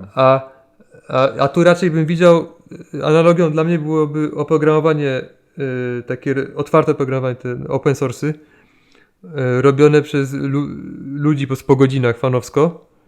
To one często mają lepszą jakość niż to, co robią w pracy, bo terminy ich nie gonią, bo mogą sobie właśnie tam się spełniać. Wiesz, ja sam Często tak właśnie, ale ja po sobie widzę, jak mam zrobić jakiś projekt non-profit, który mnie wkręca, no to ja potrafię, wiesz, siedzieć godzinami i poprawiać, a jak coś, kurde, takiego niezbyt ciekawego, no to... Tak, i często są programiści, którzy no w pracy muszą się godzić na kompromisy, bo po prostu terminy gonią, albo są jakieś takie wytyczne, z którymi się nie zgadzają osobiście, no ale nie mogą z tym dyskutować, ale za to jak robią właśnie coś już po godzinach tak dla własnego fanu, to tam już mogą dopilnować wszystkiego. Często jest to forma nawet odreagowania. Dokładnie. Na ten korporacyjny wyścig, czy pracę właśnie w firmie. I dlatego spodziewałbym się, mimo że to jest przez fanów i najpewniej za darmo, to spodziewałbym się, że pliki jednak będą aktualizowane. No, mnie to bardzo zabolało. I najpewniej atakuj, pisz tam do nich, no w końcu ktoś tam się, wiesz... W końcu pewnie poprawią. Jak to zrobią, to będę musiał na nowo kupić karty, które mam. To teraz jeszcze na koniec parę słów o formatach. Innych, bo grałem właśnie z tym kolegą w Terminal Directive, czyli w Legacy netrunnerowe. No poczekaj, zanim powiesz, że formatów, to jeszcze w sumie można by taką rzecz różnicującą, no jest tych różnic mnóstwo między powiedzmy takim Magic the Gathering a Netrunnerem, no bo w systemie gier Pay to Win, no to są te karty, które są commonami, legendarami i tak dalej, nie? W zależności od tego, jak rzadko występują. Tutaj po prostu wiemy, co mamy i tym gramy. To, co kupujemy, to dostajemy w paczce. Nie ma tego pierwiastka takiego odkrywcy, kolekcjonera aż, no bo tutaj po prostu sobie idziemy i kupujemy, nie? Tak, ale też no to na obronę Magica jest to, że generalnie raczej nie kupuje się tych boosterów. To raczej kupują ludzie, którzy są w ogóle niezorientowani albo po prostu już świadomie chcą. A reszta To z się second kupuje po handu, prostu tak? Single się kupuje tak zwane. No bo tak, Okej. po prostu wiesz czego potrzebujesz, albo kupujesz sobie, jest taki rodzaj, powiedzmy coś typu Allegro do kart, Rozumiem. albo sobie tam kupujesz albo od takich graczy, którzy łażą z klaserami, wypchanymi kartami. A powiedz mi jeszcze, właśnie tak z ciekawości, co sprawiło, że te ich najdroższe karty są tyle warte? Znaczy najdroższe w ogóle, czy najdroższe... Najdroższe takie, są tam chyba dwa, nie pamiętam teraz jak się nazywały, ale są tam chyba ze dwie takie karty, Pewnie które... mówisz o Black Lotusie. No, o właśnie, Black Lotus. Czyli chodzi ci o te co najdroższe się tam takie w wydarzyło? ogóle. Tak, tak. No to jest kilka legendarnych kart, które są mocne po prostu i one potem nigdy nie były dodrukowywane. Tam były w kilku jakichś tam pierwszych dodatkach i potem nie były dodrukowywane, ale poza tym wydawca obiecał właśnie pod kątem tego, żeby ta ekonomia działała, to one są to się chyba nazywa restricted list. Prawie, ale chodzi o reserved list. I jest obiecane, że one nigdy nie będą przedrukowane. Dzięki temu no, mają trzymać wartość. Ale jeśli chodzi konkretnie o Black Lotusa, to też kulturowo na pewno. Bo to właśnie ktoś może nigdy nie grać w Magica, a te karty może kojarzyć. No tak. Bo to jest ta właśnie. najsłynniejsza z tych Tak. właśnie, z tych kilku. Ona ich czasem chyba tam- gdzieś w mediach przewija, tak. foliowana. po prostu. ale ich jest tam więcej. Ale w sumie teraz wyszła inna karta, która jest chyba nawet jeszcze droższa, bo oni teraz zaczęli robić takie współpracę z innymi settingami, co mnie strasznie odpycha. No bo ja nie gram w Magica, ale śledzę trochę newsy i to mnie bardzo zniechęca. I robię jakieś tam Transformersy, jakieś Warhammer 40 Aha, 000, wrzucają różne IP, tak? taki Doctor Who, takie no, okropne to jest dla mnie. Mhm. Ale był też Władca Pierścieni i tam zrobiono to marketingowo i tak ideowo, to jest super, trzeba przyznać, że jest tam karta jedynego pierścienia i ona już sama w sobie jest jakaś taka rzadsza i tak dalej, ale jest też pojedyncza sztuka, która była tylko raz na wszystkie te karty kredytowe, była tylko jedna taka.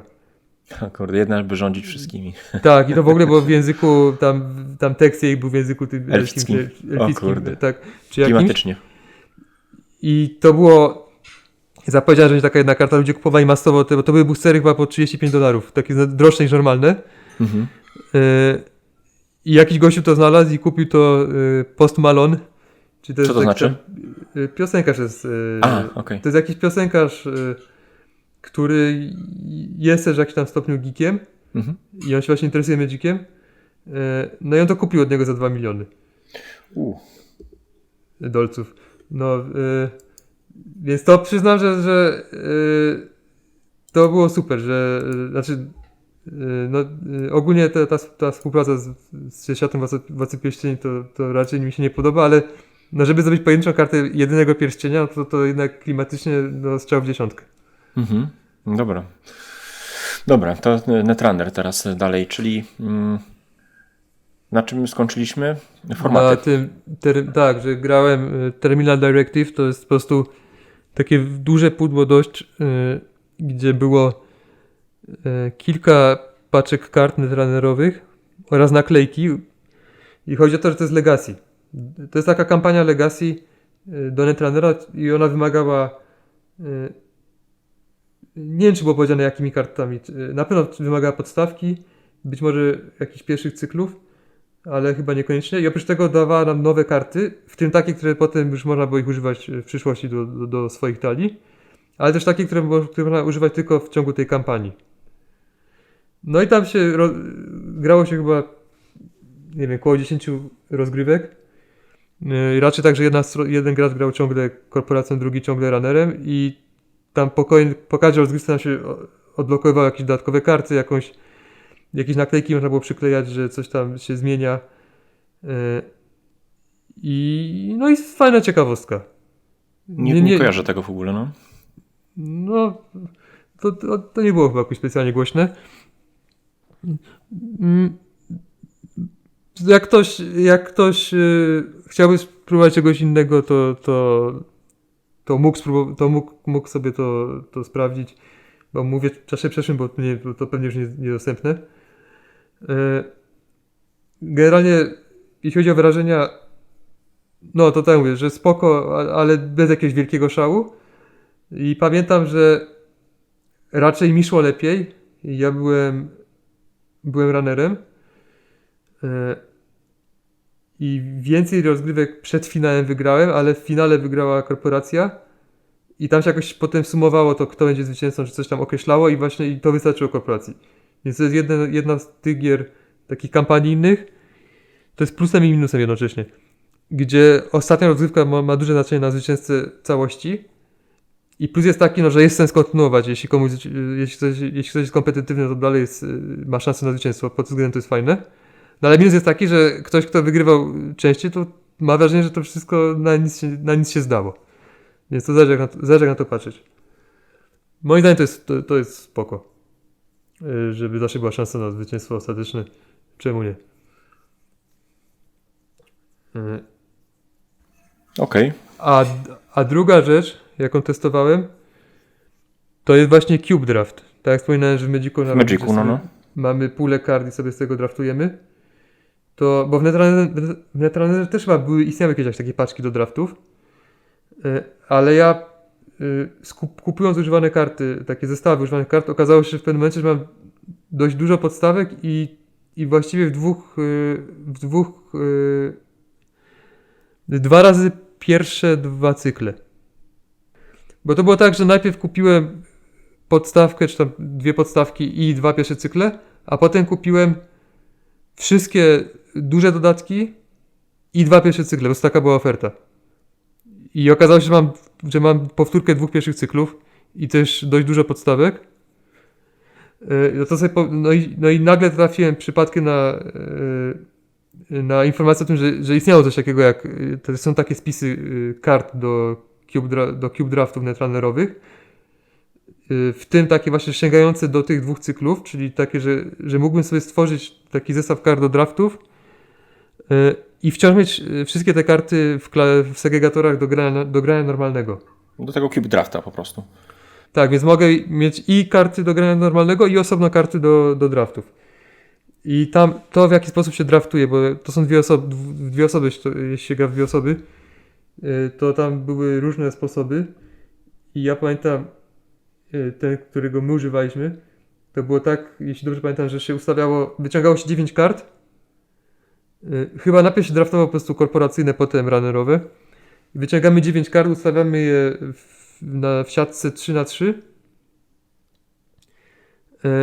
i jedna osoba bierze po prostu jedną kolumnę albo wiersz i potem druga osoba bierze kolumnę albo wiersz. I ja byłem strasznie podemocjonowany wizją tego draftu, właśnie z samymi rozkminami, jakie będą w tym wybieraniu tego rzędu, czy też kolumny. Ale problem jest taki, że nie zrobi się ciekawych deków. Bo ciężko będzie zrobić jakieś komba. No bo to tak na szybko w zasadzie tworzysz, bierzesz to, nie co masz jest. pewności żadnej, że posuniesz na wystarczającą liczbę kluczowej karty. Więc to raczej to wymusza robienie takich deków, właśnie tych good stuff. Po prostu wrzucam to co jest dość mocne i tyle. Więc generalnie to w sumie mnie rozczarowało to ostatecznie. Że raz jeden wieczór poświęciliśmy na to draftowanie i potem już nie wróciliśmy do tego. A to nie była taka, no ciekaw jestem, czy jakby to odebrać jako taką naukę do grania tym, co masz, nie? Czy to nie byłoby satysfakcjonujące, ale kurczę, z drugiej strony, no jak widzisz, że coś się nie klei, no to też bez sensu jest. No może problemem było to, że po prostu my gramy dość rzadko w Netrunnera, więc jak się traci granie takie normalne, które nam się podoba, na coś trochę gorszego, to nie ciągnie. Eksperymentalnego, okej. No. No to jest w sumie dobry segway do następnej gry. Do Pagana chcesz już przejść? Tak, A czyli do powiedz mi Pagana. jeszcze, powiedz mi jeszcze tylko, wolisz grać Netrunnerem czy korporacją? Masz jakieś... Jak tak cię ktoś zapyta, kim chcesz grać, to wybierzesz częściej którąś ze stron? To generalnie jest tak, że jak w danej chwili zawsze pierwsze partie mi się mniej podobają, a potem zaczynam się ogrywać i to czym w danej chwili gram, to mi się bardziej podoba. Mhm. Nie masz preferencji... Ale powiedziałbym, że łatwiej złożyć sensowną talię do korporacji i chyba trochę łatwiej mi grać korporacją, ale więcej fanów ze składania talii jest przy runnerze.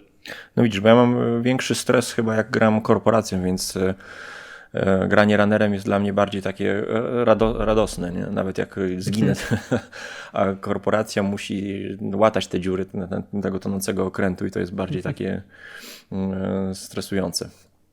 Więc ja staram się częściej wybierać runnera. Mhm. No dobra, to powiedz mi Pagan, czy co tam jest takiego ciekawego, no bo mówi się o tym, że jest to taki lightowy Netrunner, no nie wiem jakich tutaj użyć przymiotników. Znaczy, na pewno porównanie z Netrunnerem sprawiło, że zwróciłem na to uwagę. Mhm. Ktoś to na forum kiedyś tam wrzucił właśnie temat o tej grze i powiedział, że to jest trochę jak Netrunner, to trafiło na radar. Tylko myślę, że setting jest ciekawszy dla takiego potencjalnego odbiorcy, no bo dla Cyberpunk mnie mniej zawsze ciekawy, ale większość ludzi tak. chyba woli bardziej czarownicę i Van Helsinga niż Johnny Mnemonika. Tu jest czarownica, łowca czarownic, a osadzone jest to w Nowym Świecie. To jest to Roanoke, to tytułowe. To jest pierwsza osada angielska w Ameryce. Mhm. No i ona potem w tajemniczych okolicznościach po prostu kiedyś tam przypłynęli i już nikogo nie było. A potem jest Jamestown, kolejna osada taka, która już faktycznie dłużej utrzymała. No i Jamestown jest znany, bo to w Pocahontas jest. To choćby z tego może być znany. Mhm. Ale to tak. To... Założenie jest podobne, tak? Rozumiem. Jeden się tak jakby broni, drugi podkrada się. Chociaż tam kto jest kim? Jeśli przekonać na język Netrunnera. No to tak, Nie, to generalnie jest tak, że mamy wystawionych 9 mieszkańców tej wioski i jeden z nich jest czarownicą. I gracz grający czarownicą wie, który to jest. Mhm. I jego celem jest sprawienie, by czarownica dokonała rytuału. Okej. A z kolei łowca czarownic, czyli przeciwnik, on musi Spalić na stosie czarownicę, a nie mieszkańca. Tak? Tak, on generalnie ma prawo spalić na stosie. Aha. I jak to zrobi na złym mieszkańcu, to jest bardzo bolesne dla niego. A jak to zrobi na czarownicy, to wygrywa. Okej. I w ciągu gry on też będzie mógł sobie dociągać karty z takiej talii. Bo generalnie tak, mamy wystawionych mieszkańców, ale mamy też 9 kart tych samych mieszkańców, które tasujemy. Czarownica bierze jednego i trzyma u siebie i wie, że to jest czarownica, a pozostałe leżą po prostu zakryte. I łowca czarownic w trakcie gry będzie mógł sobie je dobierać i wtedy już wie, kto na pewno nie jest czarownicą. Czyli może tak zawężać. Ta dedukcja taka. Tak.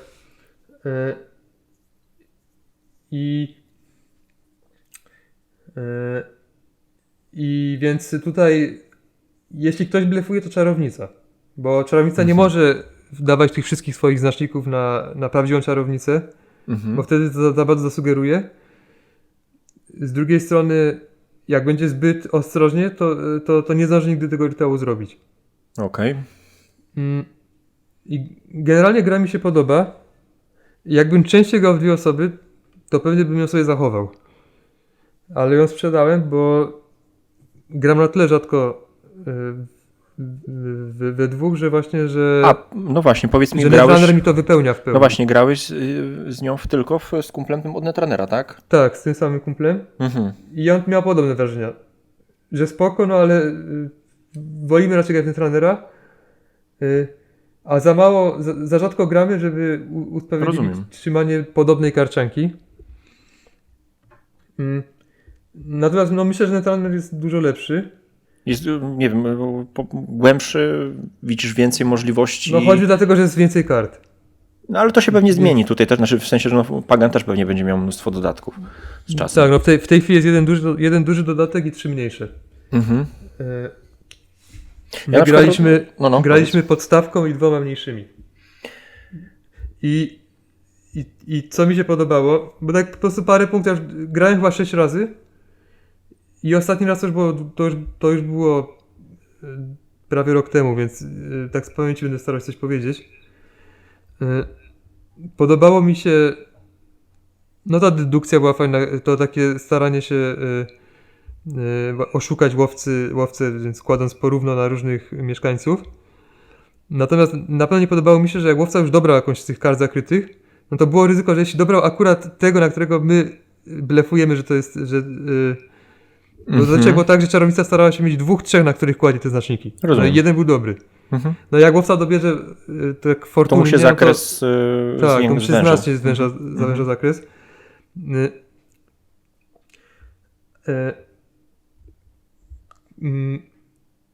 Ale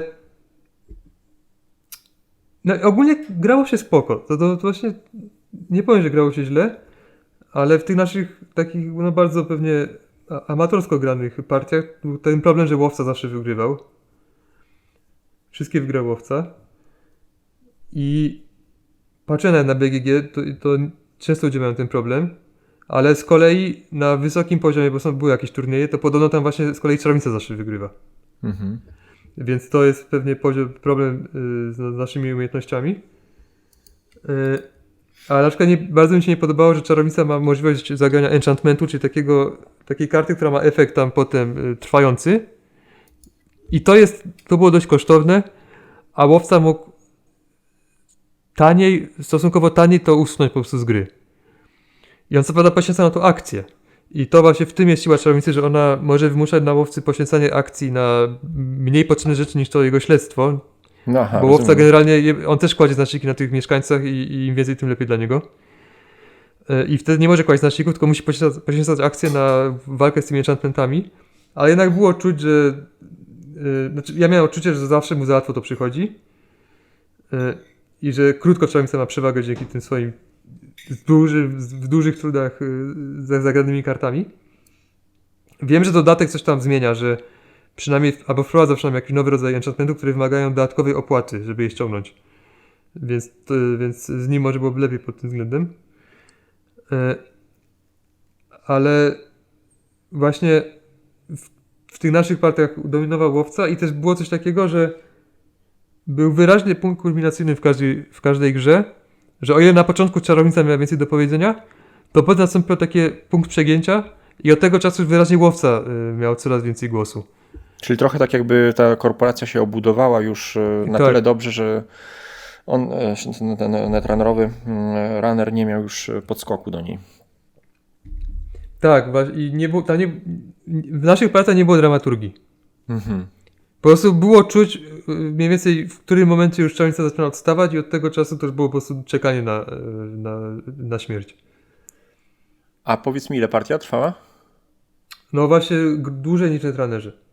Tutaj tak godzinę. I to nie jest, że wy tak po prostu graliście na razie na początku, one tyle trwają.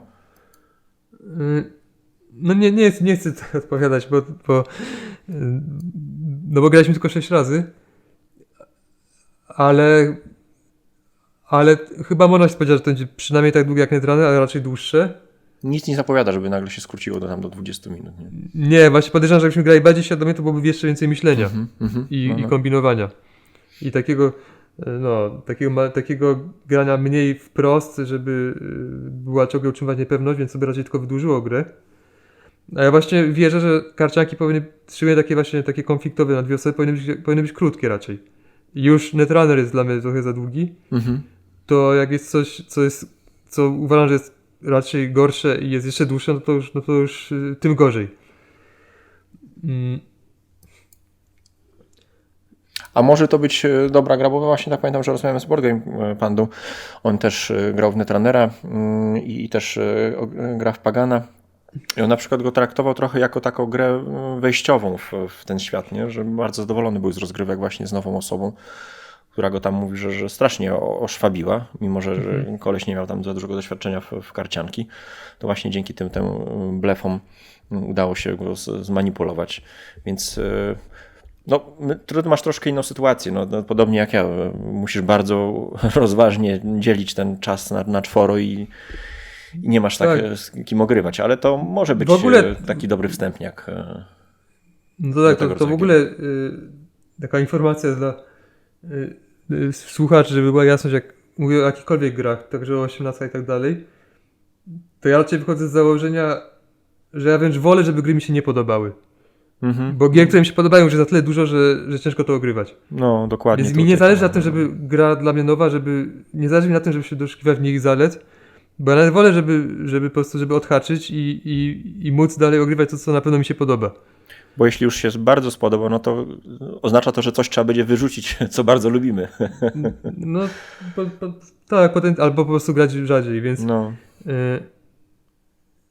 Ja co do tego, czy to się komuś nowemu spodoba, to na 18 nie słyszałem rozmowę dwóch osób, właśnie coś tam z jakiegoś powodu rozmawiali o karciankach i jeden powiedział, że zagrał tam ostatnio Netrunnera jedną partię i nie wie w ogóle o co to Halo, bo grał też w Pagana i Pagan był dla niego też bardziej czytelny. I znacznie bardziej mu się podobał. No, rozumiem. Bo próg wejścia zrozumienia jest. No. Myślę, że coś w tym może być. No. I też może faktycznie klimat bardziej zachęca. No mnie akurat nie, ale mi się po prostu ten klimat korporacji walczących z hakerem podoba. No bo tutaj, znaczy no powiedzmy, no literatura też robi swoje, nie? Tak jak rozmawialiśmy, lubimy powiedzmy te powieści Sterlinga i tym podobne. Sterlinga, co myślałem, Gibsona. A tutaj no... A co ci się u Sterlinga nie podoba? Ja sam nie kojarzę jakichś tam powieści. My też zawsze, jak byłem z kolegą Netrunnera, zawsze sobie jak tak odgrywamy jakieś scenki, coś tam prezes, bo tam czasem te rysunki jest takie działające na wyobraźnię. Idzie jakiś taki gościu w garniturze, taki potężny, to że prezes właśnie idzie. No takie odgrywamy, tak sobie dopowiadamy, jak to wygląda tam, jakie decyzje korporacja podejmuje, to nam działa na wyobraźnię. No w Paganie też to robiliśmy, też w sumie działa na wyobraźnię, bo są takie archetypy, że tu jest jakiś burmistrz, tu jest jakaś Indianka i tak dalej, więc też można sobie dopowiadać. Fabuła. Ale właśnie być może niektóry łatwiej się wczuć właśnie w ten klimat taki XVII-wieczny, taki trochę może płaszcza i szpady, osadzony w tajemniczym... W Ravenloftie. W tajemniczym świecie niż w klimat korporacji, faktycznie może tak być. No często te programy są takie dosyć abstrakcyjne też, nie? Jeśli chodzi o na przykład o ilustrację. A tak, to jest... Czy działanie. No, bo jak w sumie zilustrować program komputerowy? Tak, one są... Często to jest po prostu jakiś taki dziwny rysunek, wyglądający jak z czego, to był Winamp, to odtwarzacz muzyki. No. To po prostu takie kolory latały po ekranie. No to czasem tak wygląda po prostu program. Czy też LUD, bo to są programy. LODy to też są programy. I lodołamacze, czy to lodołamacze, czy to lody. A często jeszcze ta grafika, powiedzmy, lodomacza jest okraszona jakąś postacią. Tak się zaczyna zastanawiać, kurde, co jest? No to jest program, czy człowiek? No, wizualizacja po prostu programu. Tak. No dobrze, to... Więc Pagan, tak podsumowując, jak ktoś często gra w dwie osoby, to na pewno warto sprawdzić. U ciebie wyleciało. Ale u mnie opuścił kolekcję, bo ma zbyt mocnego konkurenta. No dobrze, to zostaje nam coś zupełnie z innej beczki, czyli karcianka, ale kooperacyjna. Właściwie jedyne doświadczenie, jakie mam z karciankami kooperacyjnymi, to był Arkham Horror, to było w tytule? Już nie pamiętam się tytuły te. Tak. Który tam gdzieś pierwszy ten set miałem. Bardzo mi się podobał, aczkolwiek grałem to solo i strasznie ciężko było w którymś scenariuszu już to przejść. No ale powiedz mi, co ciebie kręci właśnie w Władcy Pierścieni, bo o nim będziemy rozmawiać. To tak, grałem w to tylko solo. Ale grasz dalej? No grywam. Generalnie Ja to kupiłem niedługo po wyjściu polskiej wersji, za pierwszym razem. Wtedy co wyszła pierwszy raz polska wersja. W sumie nie wiem, czy wyszła 2 razy, ale no w każdym razie wtedy co pierwszy raz wyszła, kupiłem to i zagrałem 2 albo 3 razy i uznałem, że spoko, ale że w sumie nie chcę się w to grać i to sprzedałem. A potem już dłuższy czas później chyba akurat czytałem Władcę Pierścieni po raz kolejny i jakoś tak mnie wzięło, że w sumie może bym dał jej kolejną szansę tej grze i najpierw sobie zagrałem za darmo na TTS-ie, czyli Tabletop Simulatorze, żeby się upewnić, czy mi się to spodoba. I w sumie fajnie mi się grało, to postanowiłem kupić podstawkę na jakieś pojedyncze dodatki. No i zacząłem w to grywać no i od tego czasu grywam od paru lat co jakiś czas. Nie jakoś dużo, bo mi się uzbierało chyba 80 parę partii, z czego niektóre partie są bardzo krótkie. Szybko giniesz. O tym zaraz powiem. Dobra. I czemu w to gram? Bo no po pierwsze tematyka mi bardzo pasuje. Choć przyznam, że Władca Pierścieni trochę jest dla mnie taki ten świat przedstawiony. Ja mam trochę taki wyidealizowany obraz tego w głowie. No taki czarno-biały. Może taki trochę eskapistyczny. Za to jak tutaj wchodzi nam scenariusz w tej karciance, że na przykład jakaś burda w karczmie i potem jakieś zbiry coś tam nas okradają, coś, to jest takie zbyt przyziemne trochę. No ale no tak by wyglądało życie w tym świecie, nie? No, to nie jest to zarzut jakiś taki sensowny. Ale generalnie właśnie temat mi się podoba, bo to nie są tylko rzeczy znane z trylogii, ale też tam są różne postaci. Wzbogacają ten świat. Innych opowieści i je mamy i tak dalej. A druga rzecz, która mi się najbardziej podoba, to jest możliwość składania talii. Czyli ta gra mi zapewnia po prostu jakąś taką potrzebę układania sobie talii. Bo mogę sobie samemu po prostu wsiąść, poukładać, nie potrzebuję przeciwnika. Czyli rozumiem, że jak nie masz przeciwnika pod ręką, no to ratujesz się po prostu tym. Tak, no właśnie to jest jej główny plus, że mogę sobie samemu zbudować jakąś talię. A do tego te talie są bardzo plastyczne, no właśnie znów wracamy do tego tematu, że taki moment olśnienia miałem, jak zauważyłem, że w sumie buduję talię na Gondorze. No fajnie brzmi nawet, nie? No bo akurat taki dodatek miałem. Opierasz się o Gondorczyków po prostu. Tak. Bohaterów i tak dalej, jednostki. Tak, i jakieś synergie też, że na przykład, że ktoś tam wzmacnia wszystkich bohaterów, którzy mają typ Gondor, czy coś w tym rodzaju. I dałeś radę przechodzić scenariusze właśnie Gondorczykami po prostu? Raczej tak. Jest jeden, na którym się zaciąłem. I do tego stopnia, że już właśnie porzuciłem tamtą talię i teraz gram Rohirrimami. Nie, oni czekają. Bo kupiłem sobie tych fanowskich Rohirrimów. Tam jest kilka dodatków fanowskich, takich na wysokim poziomie zrobionych. I oni są właśnie głównie o Rohanie. I one chyba naprawiają Rohan, bo Rohan oryginalny był raczej ciężki do grania, bo mechanika tych kart starała się symulować mechanikę szarży. Okay. A problem z szarżą jest taki, że to jest punktowe, to po prostu raz jest i tyle. Więc mamy kartę, która jest mocna przy jakimś jednym ataku, a potem albo jest odrzucona z gry, albo po prostu już się pogarsza. No bo to właśnie ta szarża już miała miejsce, no i od teraz już jest zwykły chłopek słaby. Dlatego tak gameplayowo ta mechanika no, raczej jest na duszę to jest słabsze, bo to po prostu nam raz zrobi robotę, ale tutaj to nie są rozgrywki, gdzie po prostu wystarczy nam raz się przebić i wygrywamy. No bo to nie jest jednak Challengers, tak? Że stworzysz kartę, a później już samograj, to jakoś leci, nie?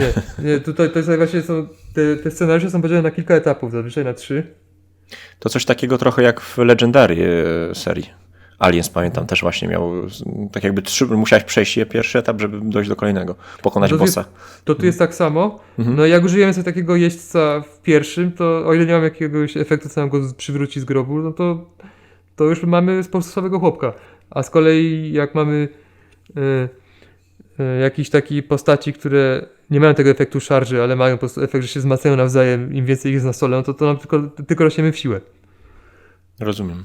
Dlatego mniej więcej Rohan był raczej słabszym archetypem. Z tego co poczytałem. No i mamy odpowiedź, gdzie był Rohan, kiedy Gondor płonął. No.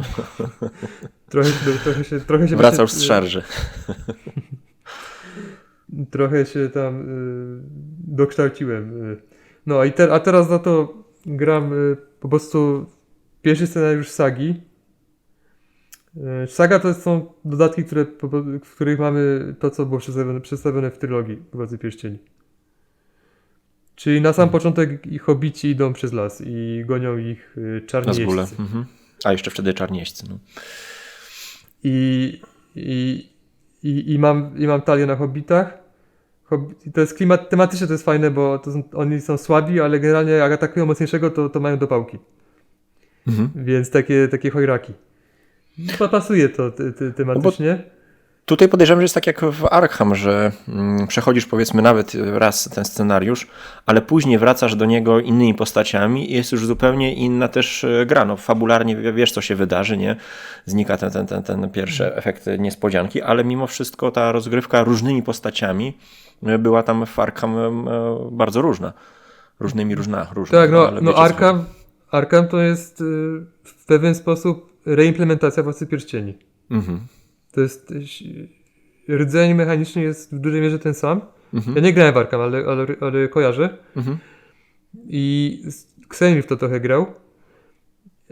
Choć jego przytłoczyła konieczność kupowania kolejnych dodatków.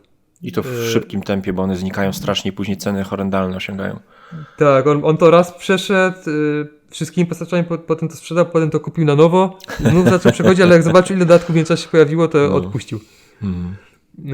Ale i on trochę popada, jak to wygląda tam fabularnie, to Arkham jest znacznie bardziej fabularny. No tam jest ten motyw szaleństwa, że ty przechodzisz też tą pierwszą powiedzmy część z jakimś tam poziomem sukcesów lub porażek, nie? Tam są jakieś efekty, co po prostu, że pierwszy scenariusz wpływa na drugi. Tak.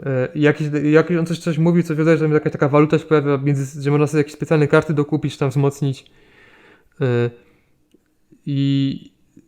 Więc pod tym względem, jeśli komuś zależy na jakichś takich historiach, to w Arkhamie będą bardziej rozbudowane. Tylko trzeba wziąć pod uwagę też, że one po pierwszym razie znikają, nie? Później już zostaje sama ta gra, która jest bardzo, bardzo dobra też mechanicznie. We Władcy Pierścieni są też takie szczątkowe jakieś tam właśnie zasady kampanii. Właśnie choćby w tej sadze. Że mamy możliwość grania albo scenariuszów po kolei, czy tam w dowolnej kolejności, albo właśnie grać kampanię, wtedy trzeba od pierwszego. No i może być coś, co będzie jakiś efekt, coś tam zrobimy, co będzie miało wpływ na kolejną rozgrywkę. Ale to jest chyba na mniejszą skalę niż w Arkhamie. Za to, jeśli dobrze kojarzę, to we Władcy Pierścieni jest trochę większa swoboda w budowaniu talii. Więc co kto woli? No i właśnie ja w to głównie gram dla tego budowania talii, dla tam dostosowywania jej, bo samą rozgrywkę uważam za poprawną, ale nie jakąś szałową. Na pewno mi przeszkadza to, jak wielka może być sinusoida tego jaka będzie trudność partii, zależy od tego, co dociągniesz. Co dojdzie przeciwnikowi. No ja pamiętam w Legendary Alien też tak samo właśnie. Czekanie na tą kartę, która dojdzie, bo stoję naprzeciwko tej złośliwej matki obcych, a czekam tylko, żeby skombować. No. A w sumie nie wiem, czy to Legendary też nie bazuje na tej samej mechanice. Tak teraz sobie uświadomiłem, że to może też być... Rdzeń mechaniczny może być ten sam, co w Władcy Pierścieni. Czy tam taką wyróżniającym elementem, chyba że to jest też w Władcy, jest to, że w trakcie tury innego gracza możesz go wspomóc swoimi kartami, jeśli wasze karty się zazębią tymi swoimi tymi frakcyjnymi. symbolami, nie? I wtedy dodajesz, powiedzmy, dobra, to ja cię wspomagam tą kartą. To jest taki efekt charakterystyczny dla tej serii. We Władcy niektóre postaci mają taką cechę, chyba Sentinel się to nazywa i ona właśnie pozwala. Wejść w pomoc taką. Tak, no i oczywiście to jest cecha, która jest jakoś bezużyteczna dla mnie, bo ja gram true solo, czyli samemu i na jedną talię, bo nie miałem pewnie głowy, żeby dwie ogarnąć na raz. Ale właśnie, bo tu jest taka mechanika, na przykład podam przykład, że bardzo często jest tak, że w talii przeciwnika jest pojedyncza karta taka bardzo trudna. Jak ona zazwyczaj jakiś troll czy inny taki potężny przeciwnik. Czy przeciwnika w sensie gry, tak? No tak. Ale tą talię się jakoś składa, czy on... Jak tak, jest powiedziane w sensie, jakie karty z jakim symbolem trzeba wrzucić. Okej, to tak jak w Arkham, dobra. No i może się zdać, że jest pojedyncza sztuka takiego mocarza. I jak wyjdzie na początku, no to masz po jabłkach, tak? Tak, znaczy jak na samym początku wyjdzie, to zazwyczaj nie mamy, to może i tak, że nie mamy w ogóle obowiązku z nim walczyć jeszcze. Okej. Ale chodzi o to, że tu jest mechanika, że jak już walczymy z jakąś postacią, to żeby nie było to takie w pełni przewidywalne, to dobieramy kartę z wierzchu talii przeciwnika i ona ma na sobie efekt kursywu napisany tam, efekt cienia i on mówi jak ta postać jest wzmocniona. Czy to wzmocniona, czy to jaki jest efekt, jeśli się uda jej zadać obrażenia, czy coś. No i jeśli w ten sposób dobierzemy tego przeciwnika najgorszego, to nam przepada po prostu, bo jest zmarnowany na efekt cienia właśnie. Rozumiem. Czyli już się nie pojawi jako postać, dopóki nie przetosujemy karty przeciwnika. Znaczy talii tej przeciwności, z którą walczymy. No i to ma wielki wpływ na to, jak trudna będzie rozgrywka. Ale też domyślam się, że no, każdego bossa jakoś tam inaczej trzeba podejść, tak? To nie jest taka prosta nawalanka. Na przykład w Legendary trzeba było spełnić jakieś tam wymogi, nie wiem, otworzyć śluzę, czy inną tam jakąś tam fajną akcję taką filmową wykonać i dopiero można było się zabierać, że tak powiem, do tego bossa. No to tutaj generalnie postaci mają 3 atrybuty. Jeden to jest atak, drugi to jest obrona. Więc to wiadomo, to jest do walki używane. No i życie jest też. Ale jest też atrybut, który się nazywa po angielsku lore. I to nim się zazwyczaj punktuje. W cudzysłowie. Bo za jego pomocą tam do przodu trwa misja. Możemy tam dokładać znaczniki i iść do przodu. Ale może zdarzyć scenariusz, w którym albo w całym scenariuszu, albo na przykład tylko w jednej z 3 części, że jest cecha bitwa i wtedy do zaliczania postępów w tym scenariuszu już nie używamy tego lore, tylko używamy siły zwykłej walki. I wtedy się okazuje, że to lore jest bezużyteczne. I można się pod totalnie złożyć, raczej mieć takich, co dobrze walczą, a lore mają byle jakie, bo nas to nie boli. Ale jakby się zdarzył scenariusz, gdzie w jednym etapie jest właśnie ta cecha bitwa, a w innym jest już normalnie lore, no to już jest to trudniejsze, żeby złożyć talię taką uniwersalną. No ale to jest fajne, bo to są takie wyzwania. Więc właśnie o to chodzi. No ale boli mnie to, jak duży może być rozstrzał trudności. Właśnie przez to, jak się dobierze karty tych przeciwności. Ale też nasz własny deck.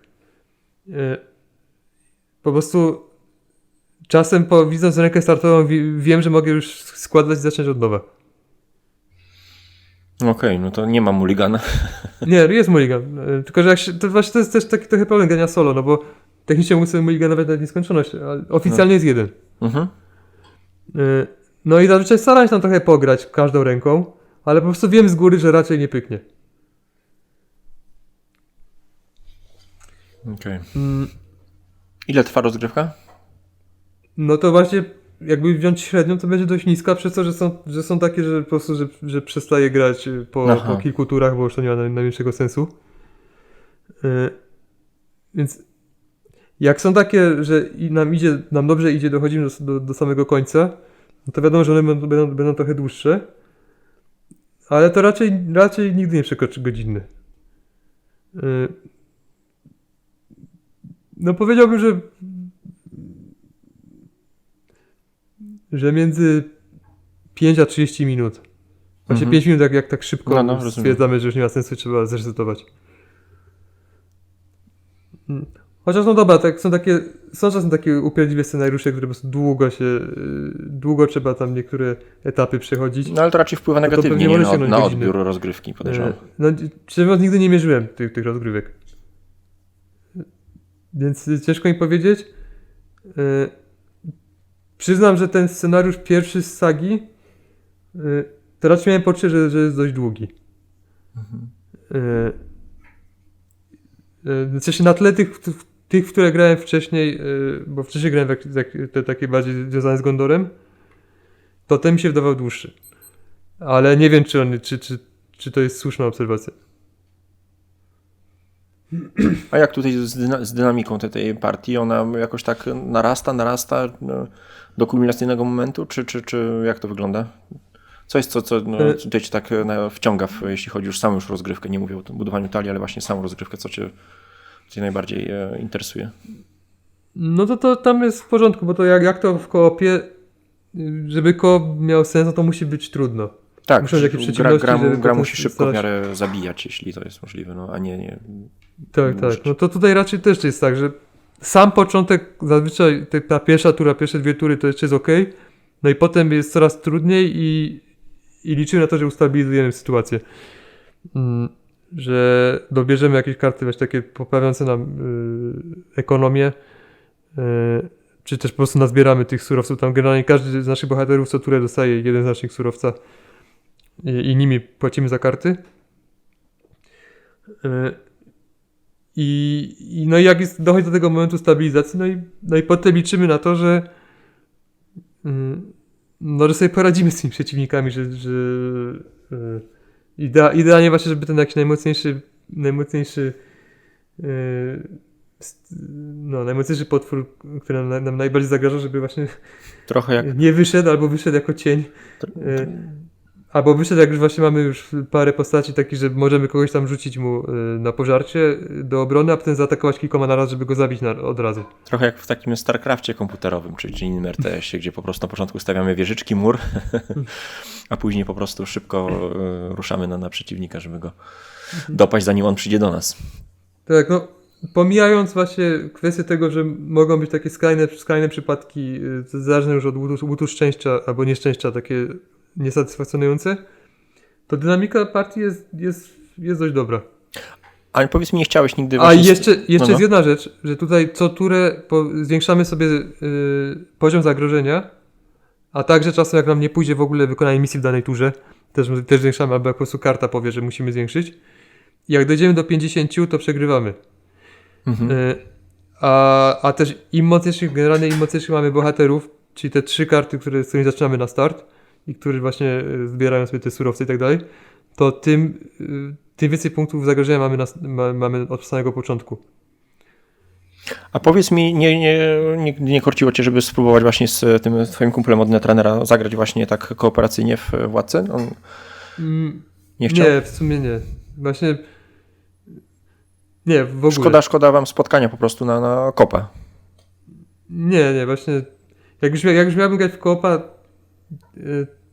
z kimś, to na pewno znacznie chętniej bym wolał w Spirit Island. Rozumiem. No dobra, to co?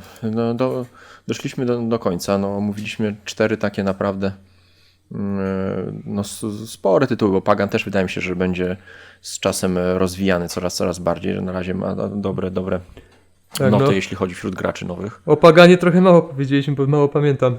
No, ale też i on jest dopiero tak jakby w zalążku, nie?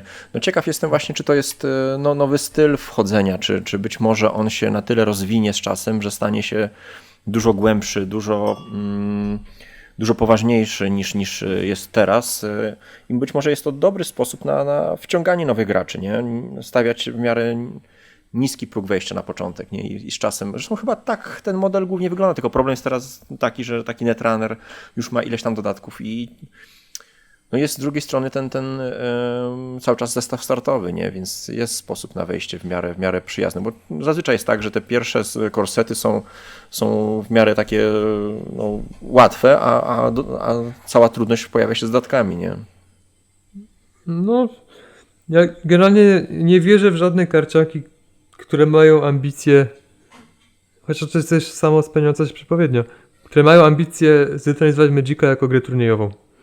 Moim zdaniem to jest po prostu niemożliwe fizycznie, bo to jest już siła rozpędu. Mhm. I to kulturowo i tak dalej, to niesamowite, no teraz jest jakaś ta karcianka Disneyowa, Tak, Lorcana. no to w sumie kulturowo to oni też mają jakiś tam duży kapitał już na start, to, więc no ale też wątpię, żeby im się udało faktycznie stworzyć coś takiego, co jest w Magicu, że w każdym mieście są po prostu turnieje, w każdym większym mieście. Więc to zawsze traktuję z dużym powątpiewaniem, jak widzę takie jakieś deklaracje, że ta gra ma być Magic Killerem albo coś w tym stylu. Za to właśnie gra taka podgranie, szczególnie dwuosobowe, to takie, żeby po prostu wydawać co jakiś czas jakieś dodatki, nawet mniejsze. Nad taką myślą, że te osoby nie grały turniejowo, czy bardzo intensywnie, ale po prostu będą regularnie wracały do danej gry. I być może coś takiego celuje Pagan. No tutaj widzę szansę, żeby to miało sens. Myślę, że no Boże, nie jestem też wydawcą, ale coraz częściej próbuje się właśnie ściągnąć tych klientów nie turniejowych. Keyforge miał taki, przynajmniej tak był marketingowo przedstawiany, jako taka prosta karcianka, którą łatwo wejść, pograsz w domu, nie musisz się ruszać na turnieje, nie musisz zbierać, no ale okazywało się, że tak naprawdę, żeby w ten system wejść, to wcale nie jest taki prosty, łatwy, tylko żeby dostrzec te synergie między tymi kartami, no to tak naprawdę trzeba być już też zaawansowanym graczem, tak jak w inne karcianki. No ale w sumie troszkę tak jest właśnie z Magiciem, tak jak mówiłem, że teraz tym głównym formatem, jeśli chodzi o sprzedaż, podobno jest właśnie Commander, czyli ten taki raczej casualowy format. No bo to się trochę dopasowuje do rynku. No, jeśli powiedzmy mamy 30-40 lat na karku, no to już nie mamy czasu biegać po turniejach, nie? Więc może z tego. No tak. Starzeje się razem z nami po prostu. No, więc wydaje mi się, że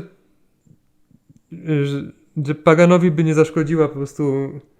Może pewnie będzie coś takiego kiedyś tam. Jakiś odświeżony